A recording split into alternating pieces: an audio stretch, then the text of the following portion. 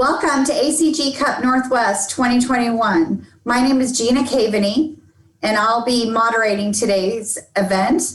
I joined recently the local Portland banking team at Summit Bank as Vice President and Market Development Officer in January 2021. My role is to help grow and expand Summit Bank's presence in the Portland market. I serve as a board member and programs committee chair for the Association of Corporate Growth here in Portland. And I am a development and stewardship committee member and active volunteer for Project Lemonade, serving foster youth. I am also an entrepreneur. My husband, Ken, and I started Sage, our own industrial services company, in 2006. We serve the Portland metro area. Again, welcome to the 5th annual 2021 ACG Cup Northwest as an investment banking case study competition for undergraduate and graduate students in both Oregon and Washington. Students make this look easy, but what they are doing is very challenging. Up to this point, the teams have had to make it through 2 rounds of the competition to make it to the finals. We have university participation in Oregon from George Fox University, Oregon State University, Portland State University, Willamette University, and University of Oregon. From Washington, we have Gonzaga University, Seattle University, University of Washington, and Washington State University. This year, despite all the challenges presented by the pandemic, we had 12 teams participate with a total of 50 students. The type of students that are participating are undergraduates in business. They're also MBA and MSF students.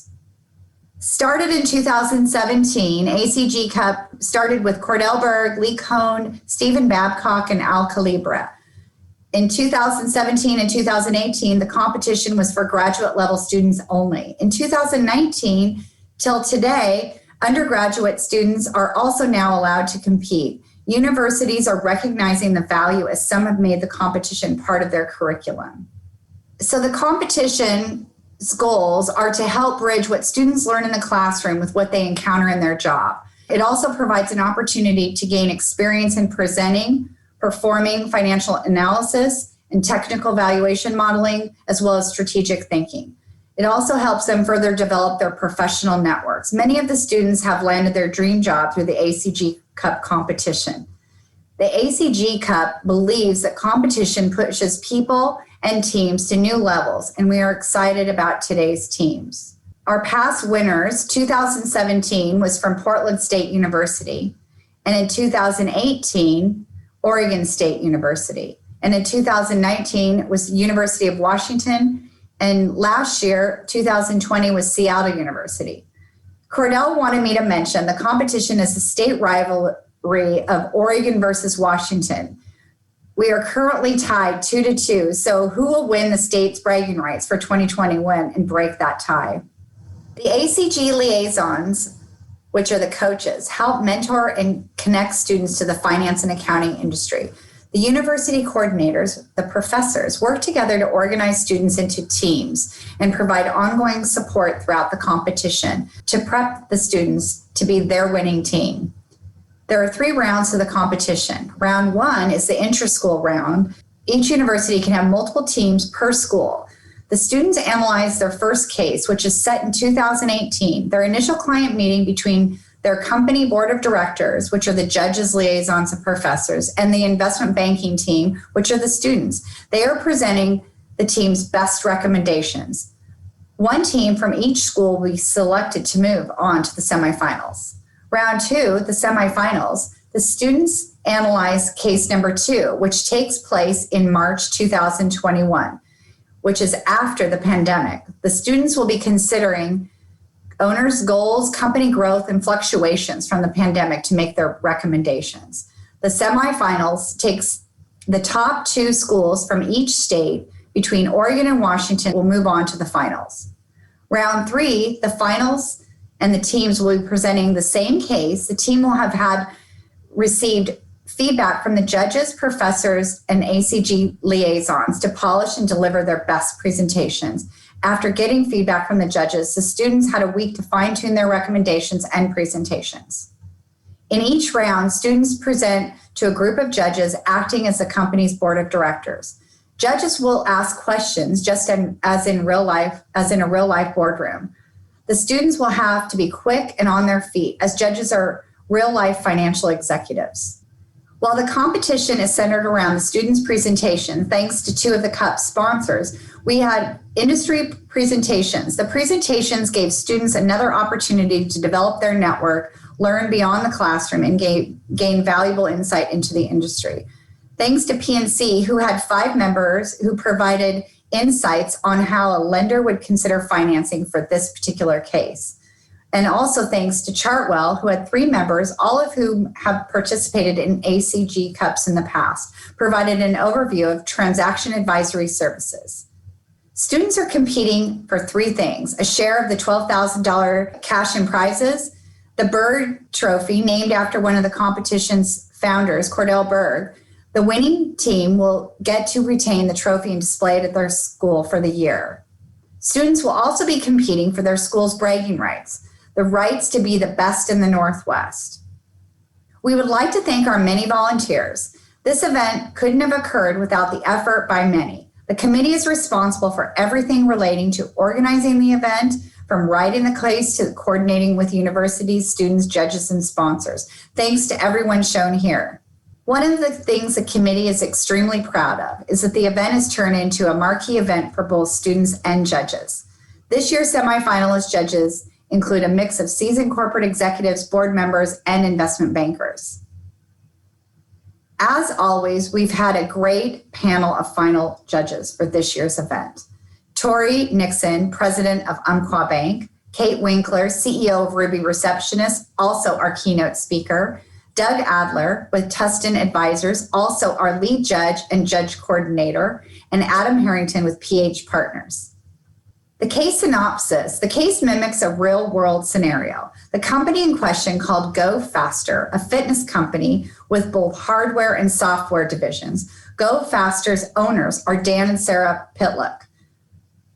A couple of things the students will need to solve for and discuss during their presentation are the owner's goals, a family business with key employees in the slower growing legacy division. Also, the business model. The company Go Faster has both software and hardware division. Each division has very different financial profiles, as you can imagine. They also need to discuss the benefits of partnering with a strategic, a private equity firm, or staying independent. You can read more about the case on ACG Cup's website. Lastly, thank you to our sponsors, partners in helping organize this event. ID Agility coordinated our marketing campaigns. Hand in hand, our production company responsible for filming and streaming today's event. We also would like to thank our gold sponsors, Chartwell Financial, Geffen Mesher, PNC Bank, and Stoll Reeves. And most importantly, our presenting sponsor, Umpqua Bank. Now that we have covered the Cup's foundation, we are ready to watch our first student presentation from Portland State University. Well, good morning, esteemed board, and thank you so much for having LKSC Consulting back. I know we are all eager to hear our analysis and recommendation for Go Faster's future, so I'm going to get straight into it. On our agenda for the day, we are going to cover, I'm going to start with a quick introduction of myself and the colleagues here with me today. And before overviewing our industry primers and non-monetary objectives, then I'll cover our qualitative decision criteria and base case valuation, after which each colleague will speak in depth on our quantitative and qualitative assessment of each strategic option. And we want this to be engaging, so we're not going to use the chat feature this morning. When there's questions specific to the strategic option being presented, just go ahead and verbally interrupt us, give us a quick wave to grab our attention, and then we're going to wrap with our recommendation and use any time that's remaining to field more questions. So for those of you we've yet to meet, I, Shauna Attaway, am our Vice President of Valuations, and with me today are Dylan Garner, our Vice President of Acquisitions, Isa Tujalu, our Vice President of Business Development, and Chelsea Wyatter, our Vice President of Strategy. Together, we are LKSC Consulting, a nod to our alma mater, Portland State University's motto, let knowledge serve the city. We're not only industry professionals, but nutrition conscientious parents, athletes, and community activists. So we started our analysis by grasping a big picture of Go Faster and analyzing the current state of the firm, as well as the connected fitness industry. We took away 5 key strengths and opportunities we'd like to highlight. Aside from capitalizing on the opportunity to disrupt the fitness industry with digital capabilities, Go Faster is currently benefiting from the widespread shelter-in-place orders that have forced consumers to adapt to at-home fitness. This has been a tailwind for Go Faster's recent content launches, serving to expand our addressable market as customers increasingly focus on creating lasting, healthy lifestyle habits. Last but not least, industry-leading Go Faster app continues to earn high accolades from hardware peers and customers alike, providing support to the trends I've just detailed. We believe now is an ideal time to plan our owner's exit for the business, and we're excited to work with you all to plan that strategic option. The specific objectives we were tasked with accomplishing through the process were to find an option that introduces a new management team to Go Faster, can be executed in no more than 24 months, ensures the continuation of care for our tenured 6 employees, provides the highest monetization, and protects the legacy of the Go Faster brand. So before I jump into the valuation, I want to look at the non-monetary benefits to remaining independent, because there's a wealth of value in this option. So propelled in part by the primers I previously referenced, Go Faster will continue to grow in equity. As the majority equity holder, the owners have ultimate control over Go Faster's strategic direction. There's no obligation to gain any buy-in or acceptance from outside sources for future strategic decisions. The ability to remain nimble also ensures the highest level of protection is continually given to our most tenured 6 employees. Remaining independent also guarantees the owner's full autonomy and protecting the legacy of the well-entrenched Go Faster brand, and only last by order retain complete control over Go Faster structure. Before we swing into the valuation of the strategic independence option, please note that all the figures that we'll discuss will be in present value terms unless otherwise indicated. So under our proprietary method of utilizing the average of 5 different valuation approaches, the strategic option of remaining independent would yield an enterprise value of $252 million for Go Faster. For the 5-year terminal multiple DCF, we used an 11 to 12 times EV to EBITDA multiple. And in the perpetuity growth model, we assumed a 5% perpetual growth rate over the same horizon. And we'll notice there's an extreme disparity between the 2 variations, which we attribute to the variation in the model application, as the perpetuity model assumes the firm continues to operate in a mature state, growing steadily at the 5% we forecasted, while the terminal value reflects the exiting the business, selling it at the 11 to 12 times multiple. In the LBO model, we use Go Faster's current debt level and the maximum of a 4 times debt to EBITDA leverage for the range shown there. And in the precedent transaction model, we took a weighted average approach using the tech, fitness, and outdoor industry peers, placing equal weights between recent transactions, companies with sales of less than 150 million in revenues, and margins between 20 and 30%.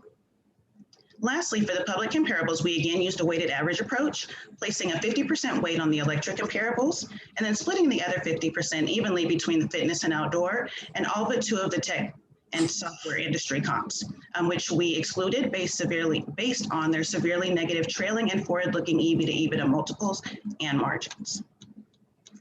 Taking an average of those 5 valuations, we arrived at the base case enterprise value of $252 million, representative of $235 million in equity, So are there any questions on that valuation before we rate it against our non-monetary objectives? And I can't see everybody, so give me a shout if there are. So this is Kate, and I have a question for you, because you've definitely identified all of our different options here, but I'm curious to know if there is a way to think through the different aspects of our business, both the hardware and the software independently, as you think about valuation. There most definitely is, and we have done an in-depth analysis on that we will be coming up to in our recommendation, looking at separating those. Just for this, because it's not our recommendation, we solely stuck to looking at them together. Okay. Does that kind of answer your question? And then I promise we'll dive deep into it in just a couple of moments. It does, because I definitely, we've been in this business for multiple decades at this point. We certainly see the transactions that lean heavily towards hardware versus software. We see the disparities and how they're valued. So I'd like to make sure that we take a lens of what do we do with those 2 pieces and how do we think about them as creating their own independent value. That's definitely a point that came up for us too, and we are going to get to it. I can promise you that. Great. All right. So are there any other questions? And if not, I promise I'll pitch to my colleagues after this. All right, so plainly, Remaining independent meets 4 of our 5 goals. The stark no here is there's no immediate monetization, so no take-home pay for our owners. And so as promised, I'm going to pass it over to Chelsea to discuss the option of partnering with Cross Pacific Capital. All right, thank you, Shauna. The next strategic option that I'll be discussing is the opportunity to seek manufacturing expertise from a private equity partner. First, let's consider the financials. Given the current terms of the deal, Cross Pacific would only require a 14 times exit multiple to realize their internal rate of return threshold of 25%. This makes the deal quite attractive to Cross Pacific. However, the targeted 600 basis point improvement in operating margin is a substantial change and is required for the deal to reach a 25% IRR at this 14 times multiple. This represents a risk to go faster if Cross Pacific were to feel that they were in jeopardy of missing these targets, which could result in further cost cutting or worse, a fire sale of the business. These risks aside, oh yes. This is Doug. May I ask a question just on that? So as you look at that, if they're entering at a 12 times multiple, does it make sense to you that how realistic do you think in their own minds is a 14 times exit multiple given the sets of assumptions? I think that they are going to have to be heavily reliant on those operating margin improvements. I think the revenue improvements are a little bit less important to them, but since they are this manufacturing expert, I think they believe that they can make those improvements in short order. And so that 14 times with these lower margins is attractive to them and it's achievable to them. Does that answer your question? Yeah, I guess my thought would just be on that if they can achieve those synergies, or if they can achieve those cost improvements, that's a one-time event that is not necessarily an ongoing, every year we're going to be able to get a continued improvement in margin, which might say to me that I don't know that you're going to get an increased multiple because it's really about what your growth rate is at the end that's going to drive that exit. Absolutely, understood. And this 600 basis point improvement, that is over a 5-year time horizon. So they are cutting down about a 1.5% each year. But then by the time they hit that exit multiple, I do believe that they will have put in place the sort of go forward strategy that would allow them to retain those lower margins, if that makes sense. Okay. Well, those risks aside, the deal is attractive for our ownership group, with Cross Pacific offering for you to retain a 10 to 20% equity stake. This deal would generate take-home value that would fall between $237 million and $303 million. However, in addition to the quantitative elements, it's important to consider whether a leveraged buyout is a good opportunity from a strategic standpoint, both for sponsor and sponsee. And Cross Pacific will need to determine whether Go Faster is a strong LBO candidate, and the company does check many of the proverbial boxes, most importantly, the ability to generate predictable operating cash flows. However, the concern for Cross Pacific will be the continuous R&D and marketing required in a young industry like connected fitness, as well as the significant product development requirements on the horizon in both divisions. This represents a risk to Cross Pacific as precious cash flow will be absorbed that could otherwise be utilized to pay down debt. Second, Go Faster will need to decide if Cross Pacific is the best potential sponsor we can find. Cross Pacific does have several of the key qualities that we would seek in a partner, most importantly, their tailor-made value creation strategies and the decades of manufacturing expertise they would bring to the table. However, there is a concern that Cross Pacific pursues bolt-on acquisitions to drive growth, which could be dilutive to the value of our entity. And as an internationally focused manufacturer, partnering with Cross Pacific opens us up to the risk of tariffs, fluctuation in foreign exchange rates, and the perceived risk of shifting domestic jobs overseas. For these reasons, from a strategic perspective, we wouldn't recommend that you pursue this deal. Furthermore, we don't hit on all of our qualitative targets. With that, I'll hand it to Isatu, who will discuss our third strategic option, which is partnering with Rose City Capital. Thank you so much, Chelsea. I'll be discussing the option to maximize our take home. With this option, we're still in the early stages of discussing the deal with Rose City, but it was important to analyze the deal from a strategic standpoint. Now, Rose City has not yet made an offer, but from what we know, they're offering us a top market multiple. And this deal will allow you to exit within 24 months, and it would also expand our target market and enhance our offering. The concern, however, we have with this deal is that Rose City is an equity partner, and we're concerned that they may prioritize profit over industry improvements. And given their lack of interest in the hardware division, we're afraid that they may get rid of that division by selling it for parts. And this would be painful, especially since you have worked over 20 years to build this legacy. and our employees in the hardware division are also at risk of losing their job. Rose City has also not been transparent in their offer and would not discuss valuation unless we show interest. We're concerned that this is a sign that you're not a collaborative partner. Also, depending on the acquisition price, you may be leaving money on the table, given that they're not allowing you to roll over equity. And as Chelsea mentioned, it is also important to consider whether Rose City is a perfect partner for Go Faster. Given that Rose City is not an industry expert, they will not have the hands-on management style that we seek, and there's also risks that they may not have the long-term industry interest in mind. As you can see, from a strategic standpoint, the risks do outweigh the benefits for this deal, especially when it comes to our hardware divisions. Now, moving on to the financials, we currently do not have an offer from Rose City, but we came up with possible valuation based on what we currently know. We know that they're interested in the software division, so we first analyzed recent software industry transactions, which earned an average 11 times EBITDA. However, because this multiple is lower than the offers we currently have in hand from both CrossPacific and Pill Fitness of 12 times, we're able to throw this valuation out. We then moved on to using a multiple that is higher than the current offers we currently have, which is an 13 times 11 EBITDA multiple offer, which would generate an enterprise value of 248 and a take home of 231. Finally, we analyzed the software public comparable, which currently trade at 76x. Given that the software category is only 25% of the Go Faster consolidated business, we applied a 25% proportional multiple, which results in an enterprise value of 361 and a take home of 345. With this, we're confident that Rose City's offer will fall between the 248 and 361 million range, which represents a compelling midpoint take home of 188 million. And with that, I'll pause and ask if there are any questions. Well, can we jump in there on that? So I guess you're doing a good job of. We appreciate that you're valuing the different elements of our business. We can kind of debate which multiples we apply to and sort of how we weight those, but it seems like you're discounting this option.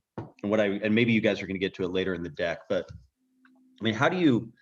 Is there a way that we can get some, even if Rose City isn't our maybe eventual partner or your recommendation, is there a way that we can derive some value from their interest in our business, as it relates to kind of a broader process? Maybe they can help set the bar for how we at least value a piece of our business.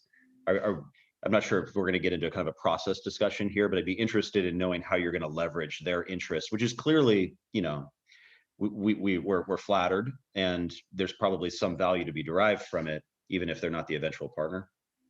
Yes, absolutely. Thank you so much, Adam, for asking that question. I'm glad you asked that, because we will be getting to that in our recommendation, and Chelsea would touch on that. And I'll make sure to remind her to answer your questions when we get to that point. We definitely considered your question. Thank you. I'll ask, so this assumes that the entire enterprise is going to get a valuation as though we skew towards software, when we know that's not true. We're predominantly a hardware business today. And I'll tell you, my personal concerns in being in a hardware business is we're not at the same scale as many of our peers who are public, and we don't have the ability to leverage better margins. And so I'm concerned that this higher end valuation is just not realistic. The software public comparables? Correct, because they're at a different scale, and they're software companies. And again, our profile is very different. So how can you get me comfortable that that's actually a realistic potential valuation for this company? Because we've got to set expectations for our own family and family planning. And the last thing I want to do is overset expectations. And then we're going to find ourselves at, a reality that's much different. Absolutely. And I'll welcome my team to chime in on this, but that we considered this, and that's why we use a 25% proportional multiple rather than using the 76x, because we consider that the software category of the software of Go Faster's consolidated business is only 25%. So we only use 25% of that multiple, 76x multiple. I think I would also add that there is an important component of this, that we are giving you a range, right? So Rose City came in and said, we're going to offer you top market, and we want to really get a handle on what that really means. So that this 25% of 76, that is the top end of the range. So we aren't necessarily saying that that's going to come in tomorrow. We just want to give you a better idea of what really we could be asking for. Again, Rose City has not been a transparent partner though, and we are concerned about that maybe they'll come in a little bit lower than we anticipate. So it's really more about framing your expectations and saying, what can we ask for? And we think this is something that is reasonable to ask for. Understood. I think that the thing that we want to make sure we're clear on is when you valued us on a base case, we heard you say that you excluded some kind of extraordinary comps, which makes perfect sense to us, considering that nobody in this room would ever suggest that we trade like Google. But it kind of seems like maybe all the comps were left into this type of number. Just, it's more semantics. We understand this is not your recommended option, but Yeah. And the last piece, because I know we need to move on for you, is when you look at the percentage of that, which you did, I would suggest that really maybe instead of looking at it from a revenue perspective of what percentage of the revenue is hardware versus software, it's really what's the contribution dollars from each of the two. Right? Because that's you're not valuing. I mean, software might get valued on revenue at a level, especially when it's growing quickly. But the hardware, I think you need to be thinking about a little bit differently. Thank you. all right, carry on. Thank you. So let's look at how this compares to our goal, our qualitative goals. So again, as mentioned, the financial side of this deal is attractive, but when we look at our goals, we can see that not all our goals are met, especially when it comes to protecting our employees in the hardware divisions. Now with that, I'll pass it on to Dylan, who would be discussing the third options, which is to sell to Pill Fitness. Great, thank you guys too. So yeah, as you mentioned, I'll be walking us through the sale about to 5 minutes left.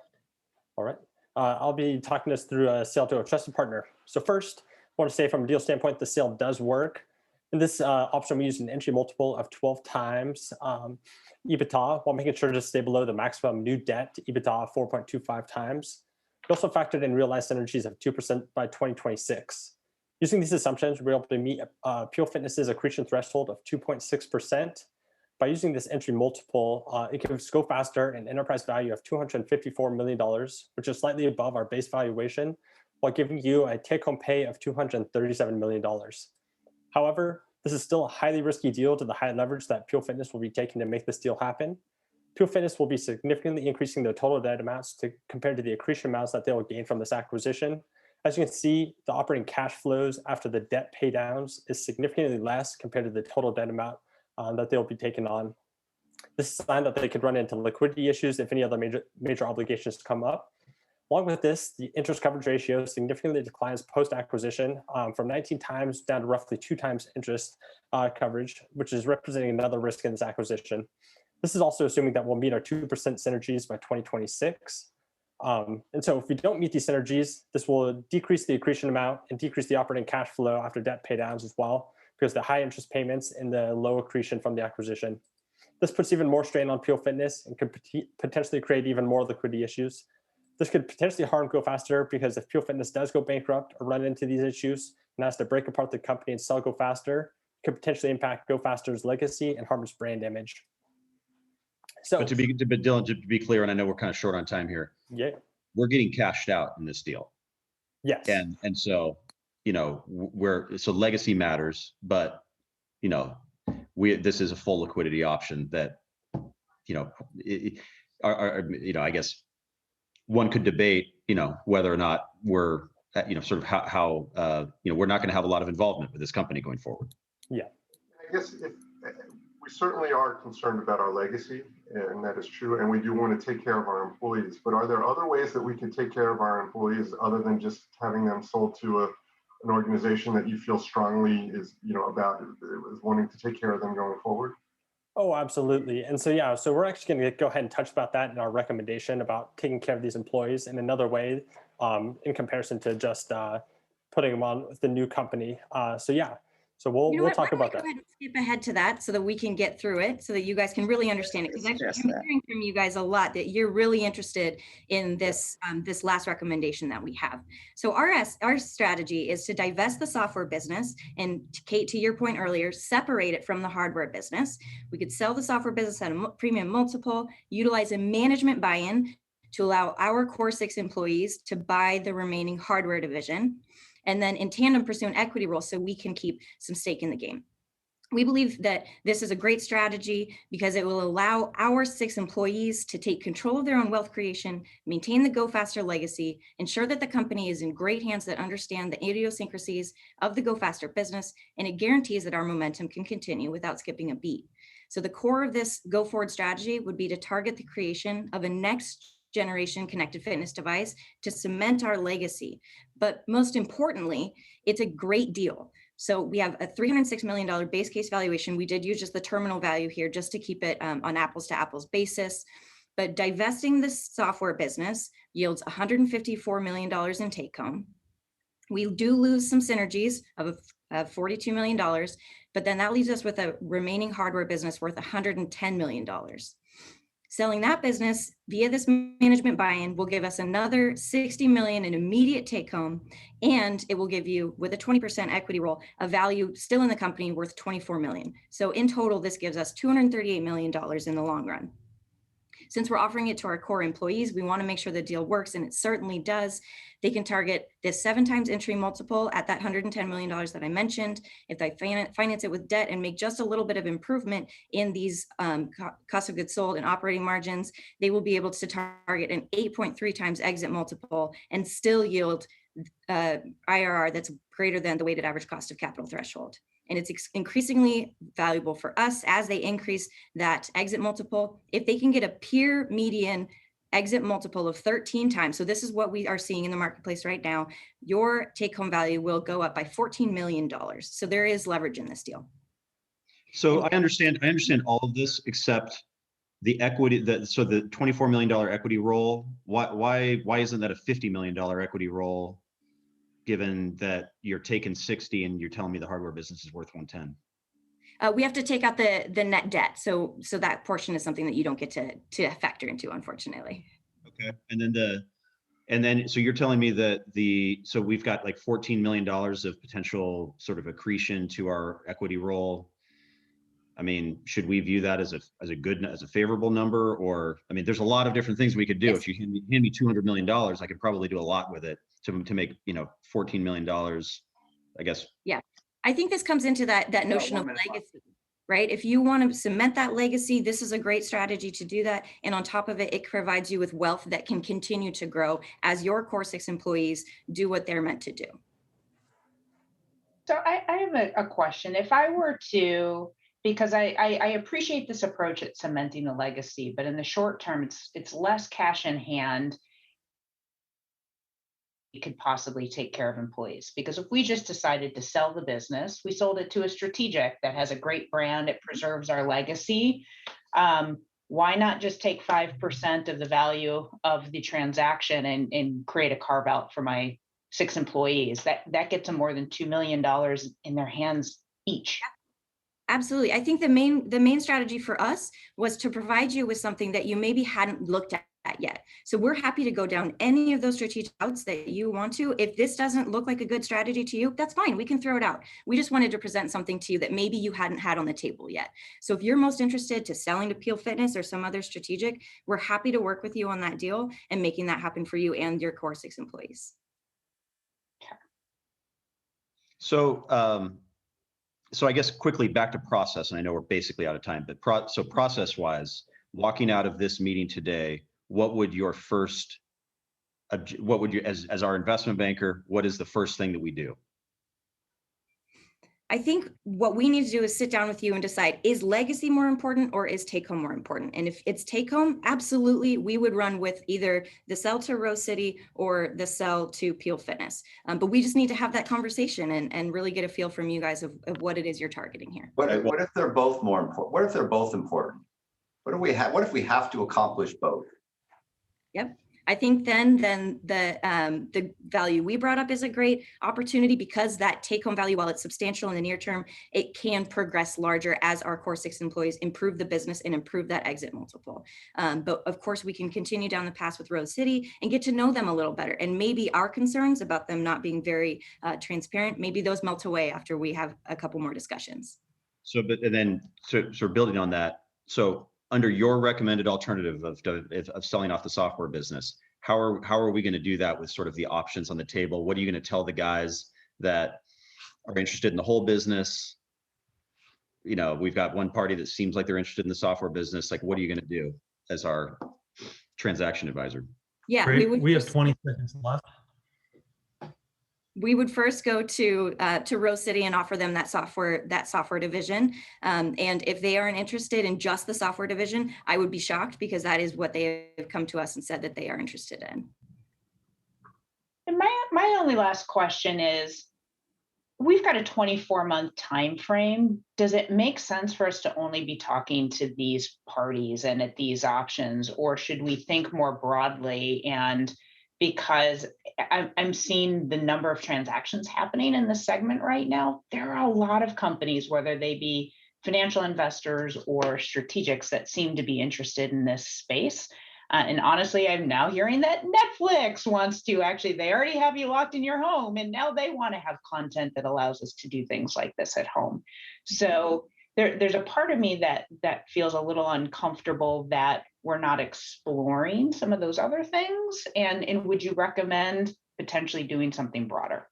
Yeah, there is an opportunity to do an auction, but we wouldn't recommend that, just because there is sort of a negative connotation with that. It makes us seem like we have to sell the business when this is an option for you guys. But I do think that there is an opportunity to put some feelers out, and to maybe Peloton would be interested. You know, maybe Lululemon, they just bought Mirror, but maybe they needed a device manufacturing company as well. Thank you, Portland State University team. Always good to see you again, and we very much enjoyed your presentation. Thank you, and we look forward to speaking with you again, and I will now turn it over to the moderator. So let me tell you a little bit more about our sponsors. Chartwell Financial, in addition to being one of the most sought after ESOP financial advisors in the country, Chartwell also has a robust investment banking practice focused on buy-side and sell-side M&A advisory. Chartwell's Portland office is led by Nick Braun and Olivia Kowalski, who have been longtime supporters of the ACG Cup, and has also hired multiple students from the competition. More on that later. Stoll Reeves was established in 1907. Stoll Reeves LLP counsels U.S. and international clients on virtually all aspects of their business law and litigation needs. Stoll Reeves is a leading U.S. corporate and litigation law firm. Steve Hull, Portland partner, specializing in mergers and acquisitions and venture capital transactions, has been a longtime supporter of the ACG Cup. PNC Bank. The PNC team is new to our sponsor group and new to the Portland region, with the establishing of their corporate and institutional banking led by JT Hutchinson, serving as regional president and head of the corporate bank. The committee has already heard from students on how much they enjoyed JT's team presentation and looking forward to next year as well. Geffen Mesher has supported the Cup since its inception. They're an accounting advisory firm serving Pacific Northwest businesses for the last 75 years. Their branded division called / that helps companies flexing up or down with financial reporting, cash flow planning, automation, and process improvement. They also help business with over $120 million in PPP loans. They've hired multiple students who have participated in the Cup, have been interns with the company. Thanks to our presenting sponsor, Umpqua Bank. Umpqua Bank has been the presenting sponsor since the Cup's inception and has hired multiple participants across its mergers and acquisitions, risk management, and consumer groups. Jonathan Dale leads Umpqua's Northwest Banking Division teams, where they take a holistic approach to mapping customized banking solutions to middle market business strategies. Chad Riddle started Umpqua's M&A platform in 2017. His team takes a collaborative approach to supporting companies' strategic goals around raising growth, equity, acquisitions, and exit planning. Thank you to all of our wonderful sponsors. You not only contribute to the success of the competition, but also the communities you serve. Let's go back to the boardroom and listen in to George Fox present their analysis. This is George Fox's first year participating in the Cup and is comprised of all undergraduate students and have already made the finals. Way to go, George Fox University. Fitness. Year ago, life as we knew it completely changed. And although 2020 was a year filled with much difficulty and hardship, there's no denying the resiliency and adaptability of the fitness industry, particularly that of Go Faster. Through its hardware, its software, its technology, Go Faster has fostered a community during such a lonesome time, and a community that we three here value significantly, given that we all partake in some sort of fitness activity. On that note, here's the agenda for today. And on behalf of the team, I would like to thank you all for being here and for extending this opportunity to us. We highly value and respect your time. So with that being said, let's just go ahead and get started. My name is Vanessa Aguirre, and I am a senior finance and global business major. My name is Bailey Robertstadt. I'm also a senior finance and global business major. And my name is Connor O'Groton, and I'm a junior finance and management major. And together we make up the George Fox University undergraduate team. We know how crucial and important this step is in the Pitluck's lives. So with that said, we kept in mind the goals and objectives that you see here at the forefront of our minds when conducting our various analyses and ultimately determining our recommendation for the Pitlucks. And with that said, let's go ahead and dive into some of the company aspects. So Go Faster is 2 years post-acquisition of Get Healthy. It's now fully integrated and ready to move forward with some next steps. We saw at-home fitness having a killer year last year due to COVID, so Go Faster's position in the industry is really solidified. I think we all probably experienced the need for alternative fitness solutions over the past year when gyms were closed. And going forward, the convenience of at-home fitness looks to be a long-term trend.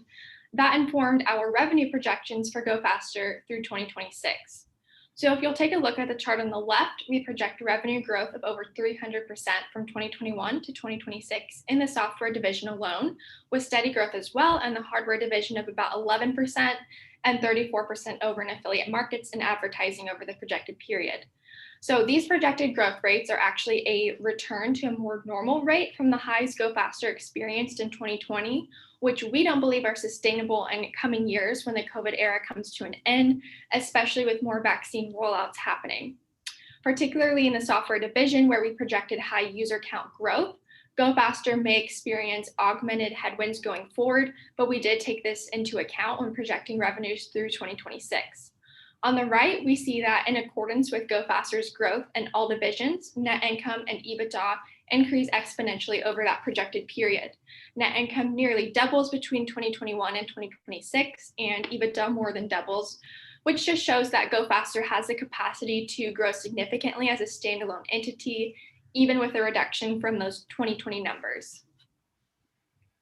Okay, so as we get into our discussion of the potential offers currently presented to Go Faster, we realize it's important we provide you with a summary valuation range. Here, you'll see a football field of possible values for Go Faster under different assessment methods. These include market-oriented approaches, such as the comparables and precedents viewed on the top, an income approach with regards to our DCF, and the addition of our LBO model. We believe these valuations, when viewed together, produce a common range of the mid $200 to low $300 million for Go Faster's ultimate value. However, it's important to note that the specific financial reward sum can vary within this range based on the choice of strategic alternative. The major takeaway we hope to impart upon you is that we took what we believe to be a relevant bandwidth of valuations to operate under, with the goal of ensuring any recommendation we make is not only consistent with legacy-oriented goals, but also provides an appropriate internally and market approach assessed financial award for the Pitlucks. That being said, we'd like to elaborate on the sources and foundational assumptions we made. Specifically with regards to the market-oriented approach, which once again includes public comparables and precedent transaction analysis. We've gone ahead and broken these down by relevant industry segments and their typical valuation metrics. Beginning on the left with our conception of the public comparables, you'll see a median valuation metrics for revenue to EBITDA and enterprise value to EBITDA segmented by industry. Closely following these is the select comparables figures, which show the median value aggregate from the companies we believe were reflective of Go Faster's overall industry position. This process is repeated for the select transactions of precedent analysis done on the right. The significant takeaway here is that we focused heavily on producing a hybridized composite of firms that would be reflective of the diverse nature of Go Faster's revenue streams. We also engaged in the removal of perceived non-comparable outliers, applying this as a consistent foundation for our market-oriented approaches. As a final note, the specific football field valuation ranges utilize these median values shown for EV to EBITDA in the rightmost column of each graph as the low end of the value bandwidth, as we do believe Go Faster could be operating on the upper end of its reflective segment. Sorry, was there a question? Yeah, before you jump off that page, go back to the football. When I look at this, I guess I'm surprised at how broad the bands are on these, and that my first takeaway to that would generally mean that maybe we're not using a tight enough set of comparables, because that is just such a wide range that it makes it hard to say where we should fit within that. Could you talk a little bit about how you might have used comparables? Did you pull some out, or did you use the whole, the whole grouping of them, and just give us some thoughts? Yeah, so one of our foundational assumptions for especially the market approaches was pulling out what we believe to be drastic outliers. This could be on a variety of bases. We generally segmented comparables on the basis of margin, as we felt that was more comparable sort of use of the profitability of the company, even for different sized companies or different industry companies. Whereas we focused on a little bit more of a tight EV regulation, and then outlining on a few different variables for outliers on precedents. Ultimately, we cut down quite a few just for being extremely distant outliers to get to even this range. And luckily, we think, given some of the information we'll go into on the next slide, and ultimately the specific valuation, which we get to for the strategic alternative financial rewards, we are able to give more of a specific value as we get into more detail. Did you, and I'll try to get off this quick to give you time, but did you segregate it all by the size or level of growth of the companies? We segmented it based off of primarily the margin size for the comparables, and then the overall enterprise value for some of the smaller precedents. So less of a growth orientation, more of a seeking out outliers in those regards. So we're getting a little bit into that market valuation.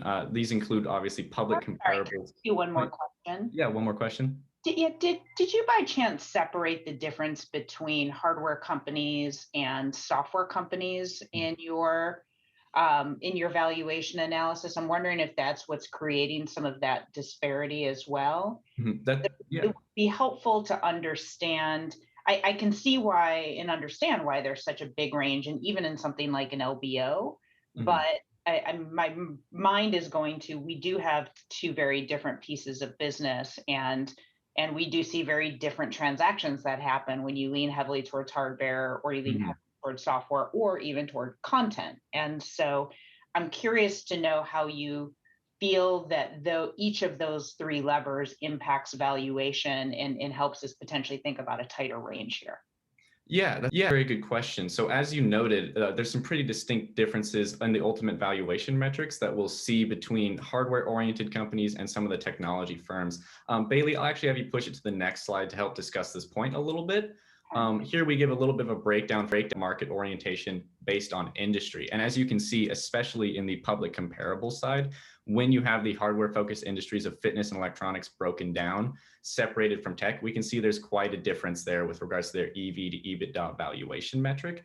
And since Go Faster is a sort of hybridized revenue stream, we've recognized that and taken it into effect with regards to our comparables, combining what we believe to be the most reflective companies in both the technology industries, along with tech, electronics, and fitness sort of hardware oriented ones.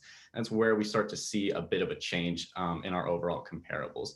So the way we sort of tried to assess for that, although it does ultimately lead us to a wider range of possible valuations for that market approach, it's just by hybridizing across ranges to try and find reflective companies in each industry that would properly help us estimate how Go Faster stands in the industry, given that it operates in all three departments, given its revenue streams. Ultimately, again, one of the major foundations of that was kicking out some of the sort of far outlying or perceived non-comparable outliers, and applying that as a consistent foundation for both comparables and precedent transactions.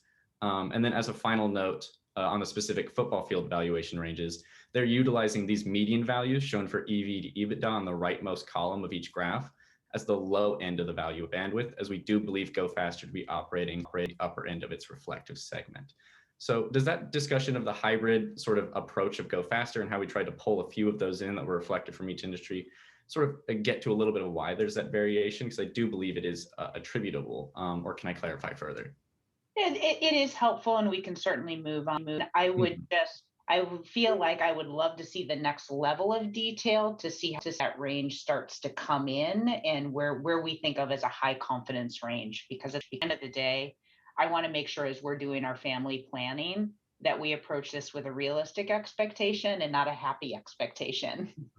Understandable. And as we move further, we'll have a few more, hopefully some specific values regarding our strategic alternatives. But that being said, we'll get into those.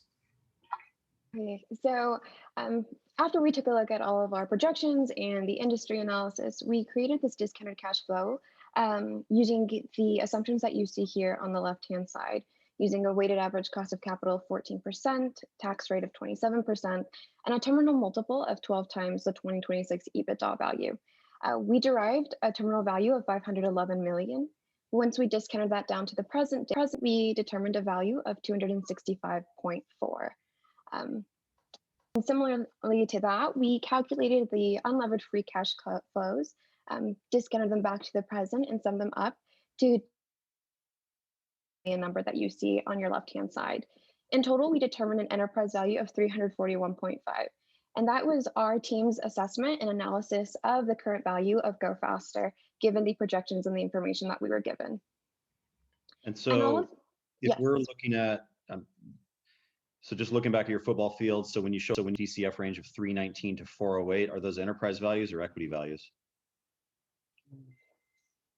Connor, would you like to speak on that? Yeah, we're speaking with regards to placing it on the football field specifically. All of the football field metrics, to my knowledge, will be based off of enterprise values to EBITDA. Perfect.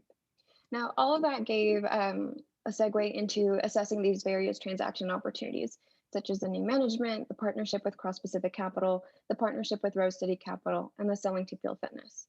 And although our team ultimately recommends that the Pitlex move forward with selling to Peel Fitness, we would like to elaborate as to why we believe the three previous options may not be the best for the Pitlex at this current moment. CFO Chris Burge asked us to consider what it would look like for Go Faster to hire new management and proceed with current growth trajectories. So on the slide here, we listed out a couple of rewards we see associated with hiring new management, including retaining control over the direction of the firm through handpicking new managers. We do see that aligning well with the Pitlex goals to preserve their legacy and protect their employees. However, we also listed out some risks associated with this option, one of the largest being that this option dismisses alternative strategic options, which would provide an immediate payout for the Pitlex and would allow them to step away from the company completely. On the right side of this slide, you'll actually see a chart that we will build onto as we discuss the different transaction opportunities, so you can follow along with how each opportunity lines up with the Pitlex goals and objectives. If you'll notice, we mentioned stepping away from management in a 24-month timeframe as a benefit, but for the Pitlex to remain owners of the firm, they will remain heavily involved, so this option doesn't fully align with their goals, and so we marked it down as an X on the chart. As I mentioned, there's also no immediate payout for the Pitlex, which is why there's a 0 under the financial reward on the chart. Although we recognize that if the Pitlex remained owners, there could be a potential payout to pay road. Ultimately, we believe this option fails to align with the goals of stepping back from the company and leaves offers on the table today that we cannot guarantee tomorrow.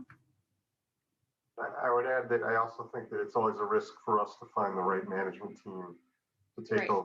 Right? I mean, it's a competitive market. We're not the biggest companies out there, so to get the kind of skill set that we want might be difficult, and or we pay up pretty heavily for it. Right. Yeah. Thank you for that. And so the second strategic option that Chris asked us to consider is partnership with Cross Pacific Capital. Again, we've defined some benefits and risks for this transaction opportunity. Some key benefits that do align with the PitLux goals include CBC's focus on improving Go Faster's hardware division, which would help ensure the security of the PitLux employees and preserve their legacy. Additionally, the potential payout for the PitLux transaction is significant. They would have the option to roll equity into the new entity, providing them with a payout from both the first transaction and a potential second transaction down the road. May be large if projected growth rates and industry trends continue. However, can I interrupt for a second? Can you expand a little bit on your view around the expansion within the international client base that you have in the rewards piece of this? I'd love to get a little color on what you think about that. Sure, of course.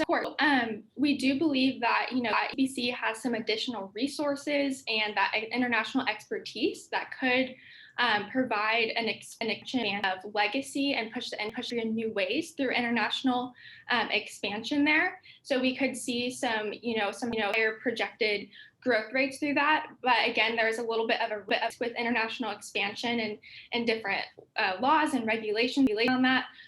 But CBC could possibly have the ability to take Go Faster through that. So that's something that we did consider and it's interest as well.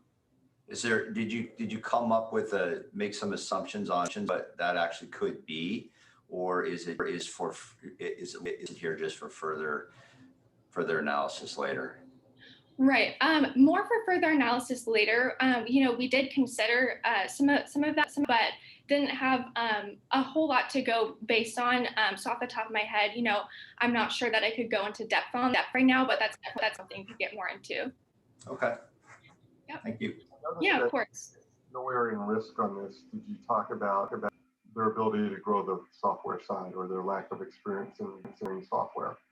Could you talk to that at all, or was that a consideration? Right. Yeah, no, that's certainly a consideration. And down the road, we're going to talk about some of the other alternatives as well and how we address that. But with this particular partnership, that's one of the reasons, we're not going about and recommending this. In addition to kind of the risk with the equity role and the different things associated with that, which I'm going to get into as well. But yeah, we did take into account the lack of expertise or desire to grow that part of the business, although we recognize that the hardware division is important to the PitLux. But yeah, so kind of going into the risks associated with the partnership, CBC said they would treat Go Faster as a platform investment. If the PitLux do roll equity, they're at risk of being diluted through future bolt-on acquisitions. And then if the company doesn't perform to expectations, there's the potential loss down the road. So let's go to the next slide here and take a look at this graph, which represents the return for the PitLux in the case of retaining no equity as compared to obtaining that 10, 15, or 20% stake. And then on the right-hand side is a chart that breaks down the take-home value for the PitLux with a 20% roll. Now we recognize that an equity roll comes with some inherent risk for both parties, as discussed briefly in that previous slide. And a couple of our assumptions with these numbers included taking on maximum leverage, which could be a risk for the PitLux if they still have that equity in the company and it doesn't perform to expectation. Additionally, CBC's offer of 12 times may be, slightly undervaluing Go Faster based on the evaluation, the precedents, and other offers on the table, like a potential sale to Peel Fitness, which is our ultimate recommendation, and we'll, go into depth on that a bit later. Now, when it comes to the partnership with Rose City Capital, there was quite a bit of ambiguity and uncertainty as to the specific value of that deal, given that no terminal value or multiple was elaborated upon in the talks with Rose City Capital. However, we were still able to derive some of the risks associated with this particular deal. For starters, Rose City Capital has shown persistent interest in the software development of Go Faster. We believe that Rose City Capital would pursue a growth in the software division for Go Faster. This deal also allows the PitLux to step away from management role within their 24-month horizon. Rose City Capital did mention that they would offer a top market multiple, but again, we cannot fully assess that value until there's further negotiation or further talks. But that poses itself a risk. There's also no equity rollover, which means that the Pitlux would have to forego any potential gain in the future. Similarly, there was no mention of the hardware division. That poses some conflict of interest, given that 5 out of the 7 key employees are in the hardware division. And lastly, Rose City Capital views Go Faster as a bolt-on investment. And this poses a risk to the Pitlux legacy, mainly because Rose City Capital may not dedicate as many resources or place as much emphasis for growth in Go Faster and its entirety as an entity. Thank you, Vanessa. So for the content of our recommendation, we have the opportunity for an acquisition of Go Faster by Peel Fitness. Most of you are likely aware that Peel Fitness is a medium-sized family-owned bike manufacturer with a strong presence in both digital and retail mediums. We believe the most significant positive trait of the acquisition by Peel Fitness is this emphasis on our hardware division, or on your hardware division. We understand the hardware division is the bulk of Go Faster's revenue generating sources and the original revenue segment created by the Pitlux, as well as currently being responsible for employing 5 of the 6 key employees. As a result, we believe that a value placed on the hardware division by potential acquirers is an essential component of Go Faster's legacy as an industry leader. Peel Fitness fulfills this well in their intention to add Go Faster's hardware fitness products to its offerings in both the e-commerce and retail spaces. Furthermore, we believe that by allowing Peel Fitness to do so, the brand of Go Faster benefits further through increased opportunities for cross-selling and the branding exposure in the new selling spaces, which contributes further to that legacy aspect. Finally, there's also the substantial payout associated with the take-home value of the merger itself. This totals to approximately $258 million and is within the appropriate range of values that we calculated for the company. As you can, there are some distinct to note. The first is the lack of an equity rollover, which would preclude the Pitlux family from additional capital gains resulting from a profitable union of the companies. There's also a general lack of expertise in software development currently existing within Peel Fitness, and most of the talent that they would gain from that would come from the acquisition of Go Faster itself. And finally, there's the expected associated risks of a large debt burden in an acquisition deal and some variability in synergies, both of which we'll be getting into on these next moments. So with regards to that debt burden, we believe, and we believe the takeaway is that the risk associated with this debt is sort of low to average for the kind of industry transaction we're dealing with, and negligible with regards to a risk of bankruptcy on the side of fitness. Well, the total Connor, can I jump in here real quick? Yes. I mean, you're looking at the go forward sort of capital structure of the company. We just under this option, we're selling the company, right? Yes. So, I guess, maybe to keep that in mind or explain to us why the question is really, like, to put it candidly, it's like, how much do we care?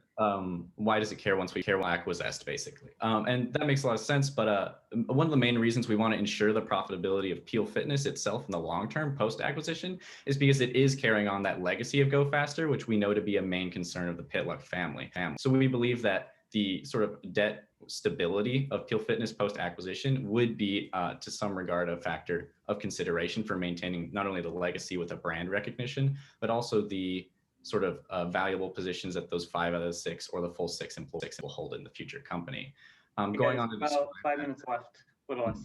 Debt stability. They don't get higher than a 3.3 in their initial year, which is the highest point for a debt to EBITDA, and that's fairly on track with their industry competitors who have similar debt leveraging. They also get back down to healthier than average debt to EBITDA and net debt to EBITDA within the immediate projected period of 2024 and 2025. So as a result of that, we believe this to be a healthy and stable projected debt burden for the acquisition, and that Peel Fitness will be able to carry on that legacy without a significant risk of defaulting. And finally, one of the main barriers to entry is the yes, question. Do you know whether or not Peel Fitness, how hard is it going to be for them to get that debt? Is there potential transaction certainty risk that could exist here? If they can't, have they, is there an assumption of a reasonable cost of capital? Is it 8%? Is it 12%? Because what I don't want to do is say we all of a sudden find ourselves pregnant with Peel Fitness and then they can't get the money to close the deal. Understandable. Obviously, there's always a reasonable risk when it comes to acquiring that amount of capital. And we do make assumptions for a reasonable cost of capital. Unfortunately, off the top of my head, I don't have that value for you. That we'll definitely get back to. Sorry, was there another question? quick question to follow up on that. So as you think about this and you get to what your recommendation is, could you talk to us a little bit about your process in that? Meaning that if you're going to move down, if you think one of them is the correct or greatest possible outcome for us, do you only move down with them? Do we consider something broader to try to keep that to the fire on any of the recommendations, et cetera? I'd just like to hear a little bit more about what you see the process being to maximize our outcome.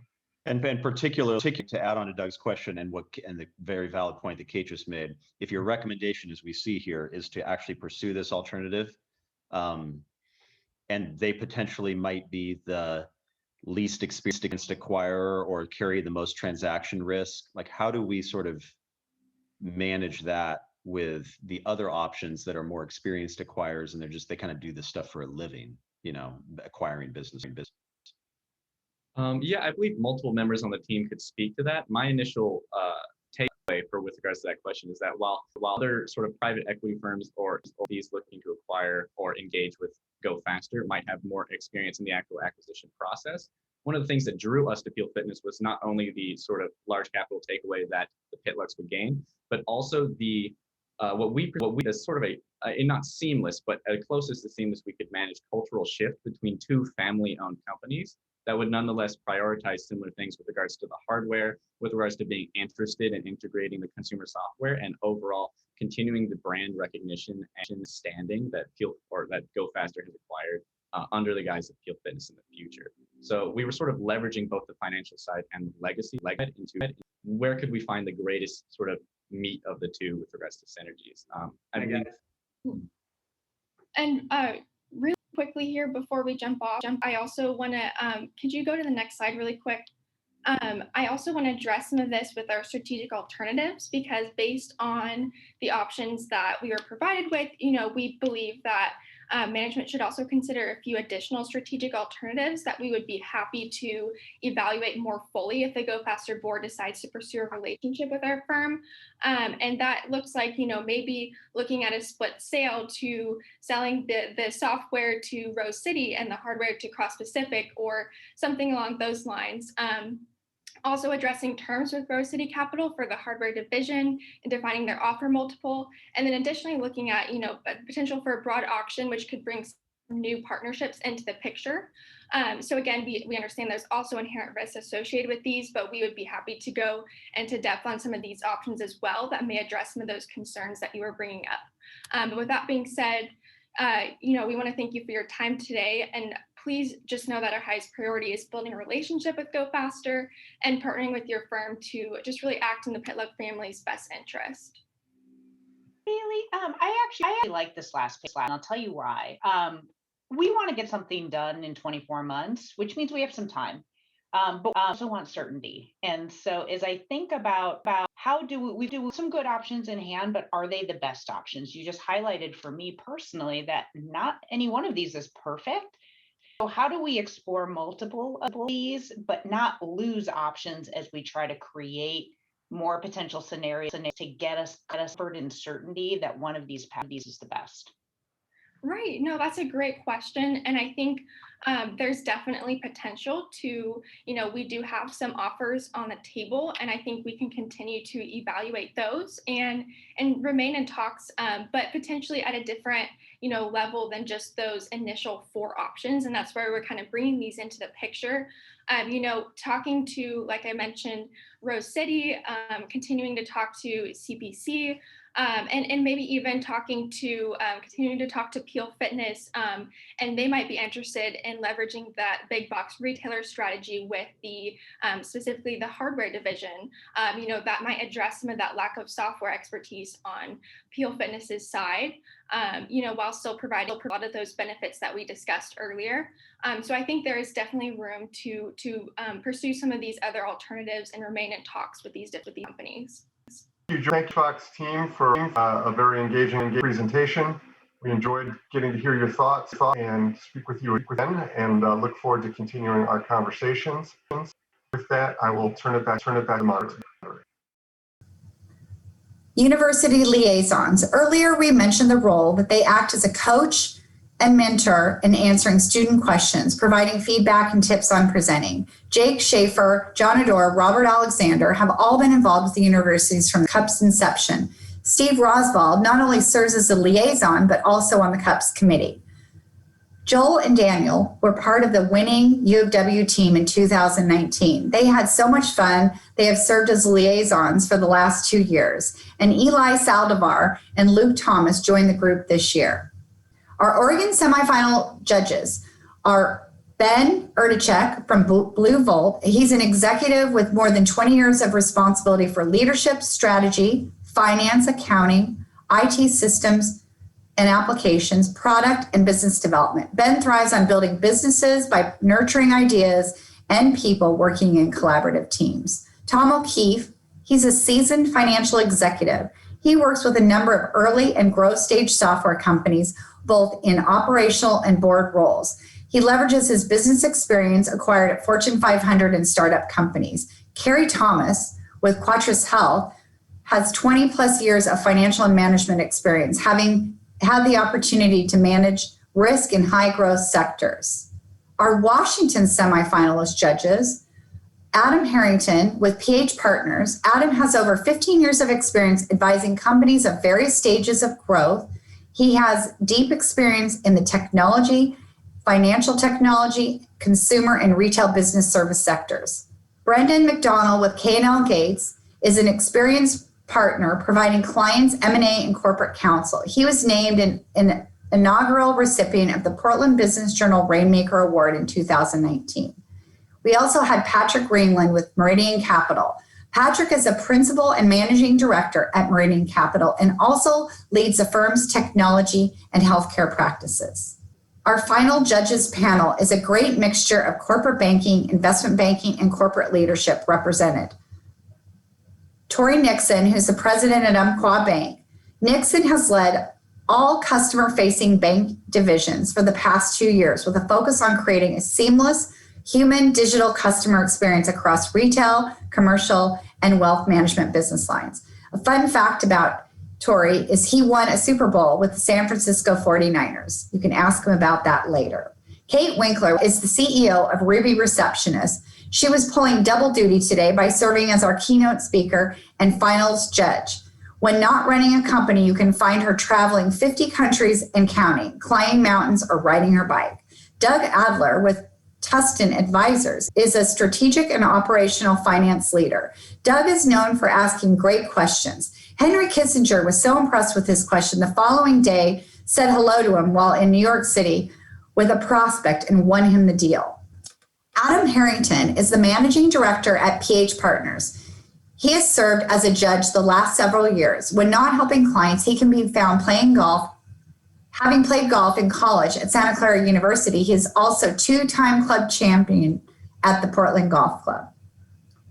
So next up is a team from University of Washington. They have been successful in the finals in the past, making 4 of the 5 final events and winning the 2019 championship.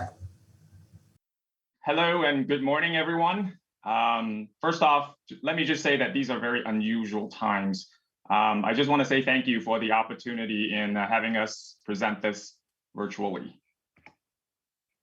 My name is Leo Leong and I'm the team lead for this project. Let me introduce you to my rock star team, Ben, Jenny, Allison, and Erica. I'm really proud of the dedication they've shown in this project, and they can't wait to show you the deal that they've put together. Without further ado, let me hand this off to Erica, who's going to walk you through the way we understand your goals and how that shaped our models. Thank you, Leo. So first off, we want you to know that your goals are our goals. So we have highlighted the top priorities that you've mentioned and considered these when looking through the array of options. So these priorities are at the front of our minds. And the first one is value maximization. So we understand that monetizing the success of your business is of key importance. Second, we understand that you hope to have this transaction completed in the next 2 years so that you can exit the business. And third, we know that you want to ensure that your original 6 employees are taken care of. So we are keeping that in mind as well. So with these three options, we've provided an overview of the four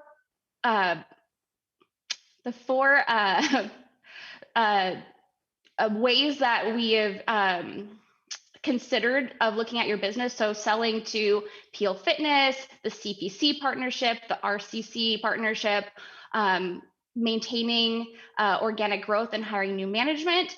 And when we looked at those, we actually believe that targeting to a tier 1 group of investors will be the best method for you all. So we're going to look at the enterprise value in a moment. We think this will give you the highest value for your business by going out to this targeted group of tier 1 investors.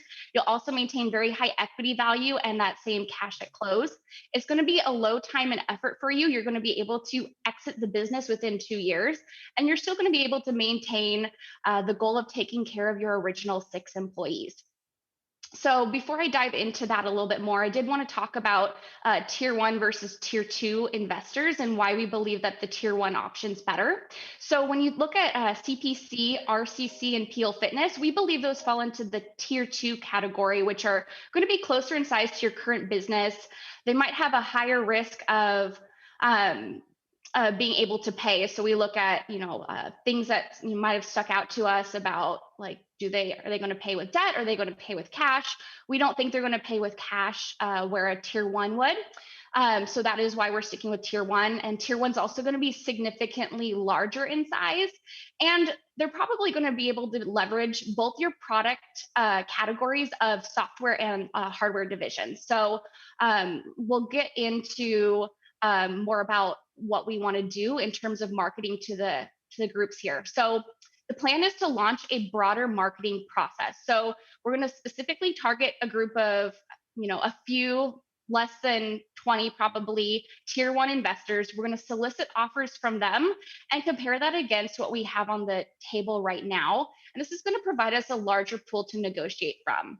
We're also at the same time going to continue our conversations with RCC, CPC, and Peel Fitness. And we're going to continue to provide it additional information and any requests that they have around data. We're going to continue to facilitate those conversations. And we're also going to use those offers to negotiate more favorable terms. So before I pass this to Jenny, I did want to touch base on something that wasn't outlined in the slide. And we believe that by having a higher enterprise value and having more cash at close, you'll be able to take care of your original 6 employees and provide them with a better transaction close bonus. So just wanted to touch on that really quickly before I give it to Jenny here. Thank you.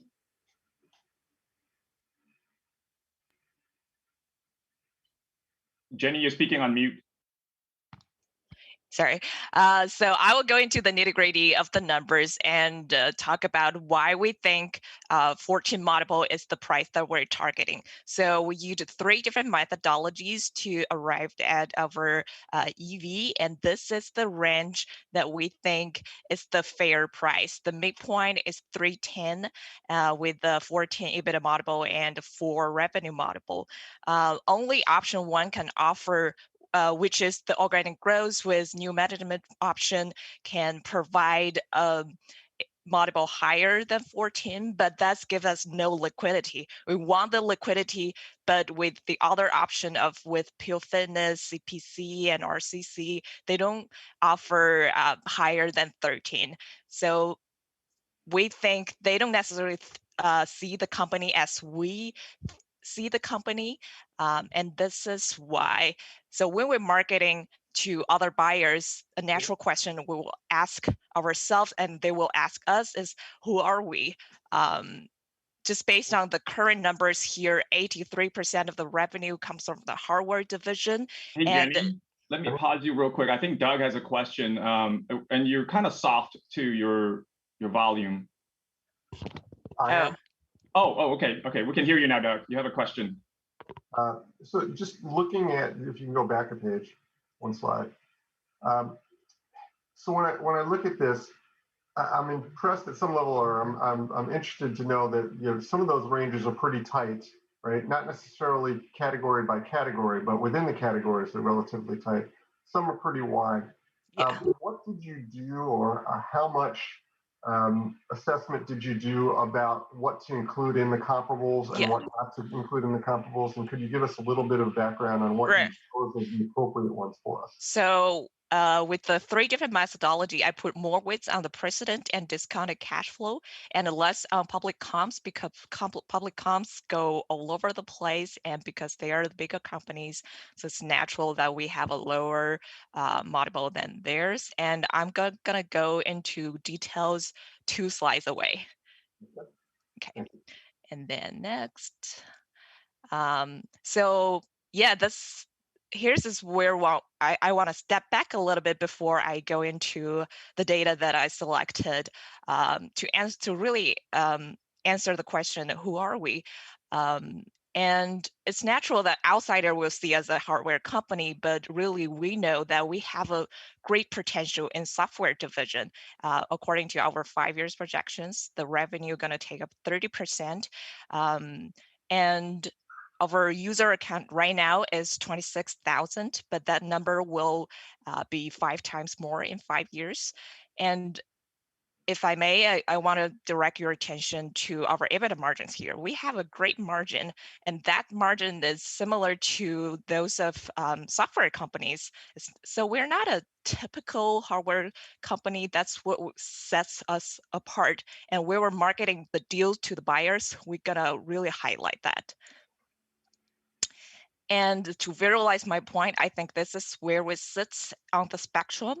And that is why I choose hardware subset for public comps, because we don't want to apply super high software models to us that gonna scare off some potential buyers.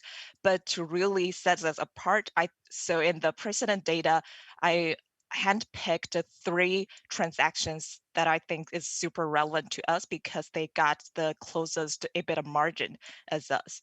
Hey, Jenny, I have a quick question for you. So I love the visual of where we are on the spectrum today. As you think about the potential options for us, how would you describe where we would move on this spectrum, 3 to 5 years from now? It will now? be further right. So how that's far right? How far right? Just based on the percentage of revenues and based on the capacity that we have now in the engineering department, probably with only us, we will not move super far. But if we find a strategic partner that has a great software capacity, we'll be further far.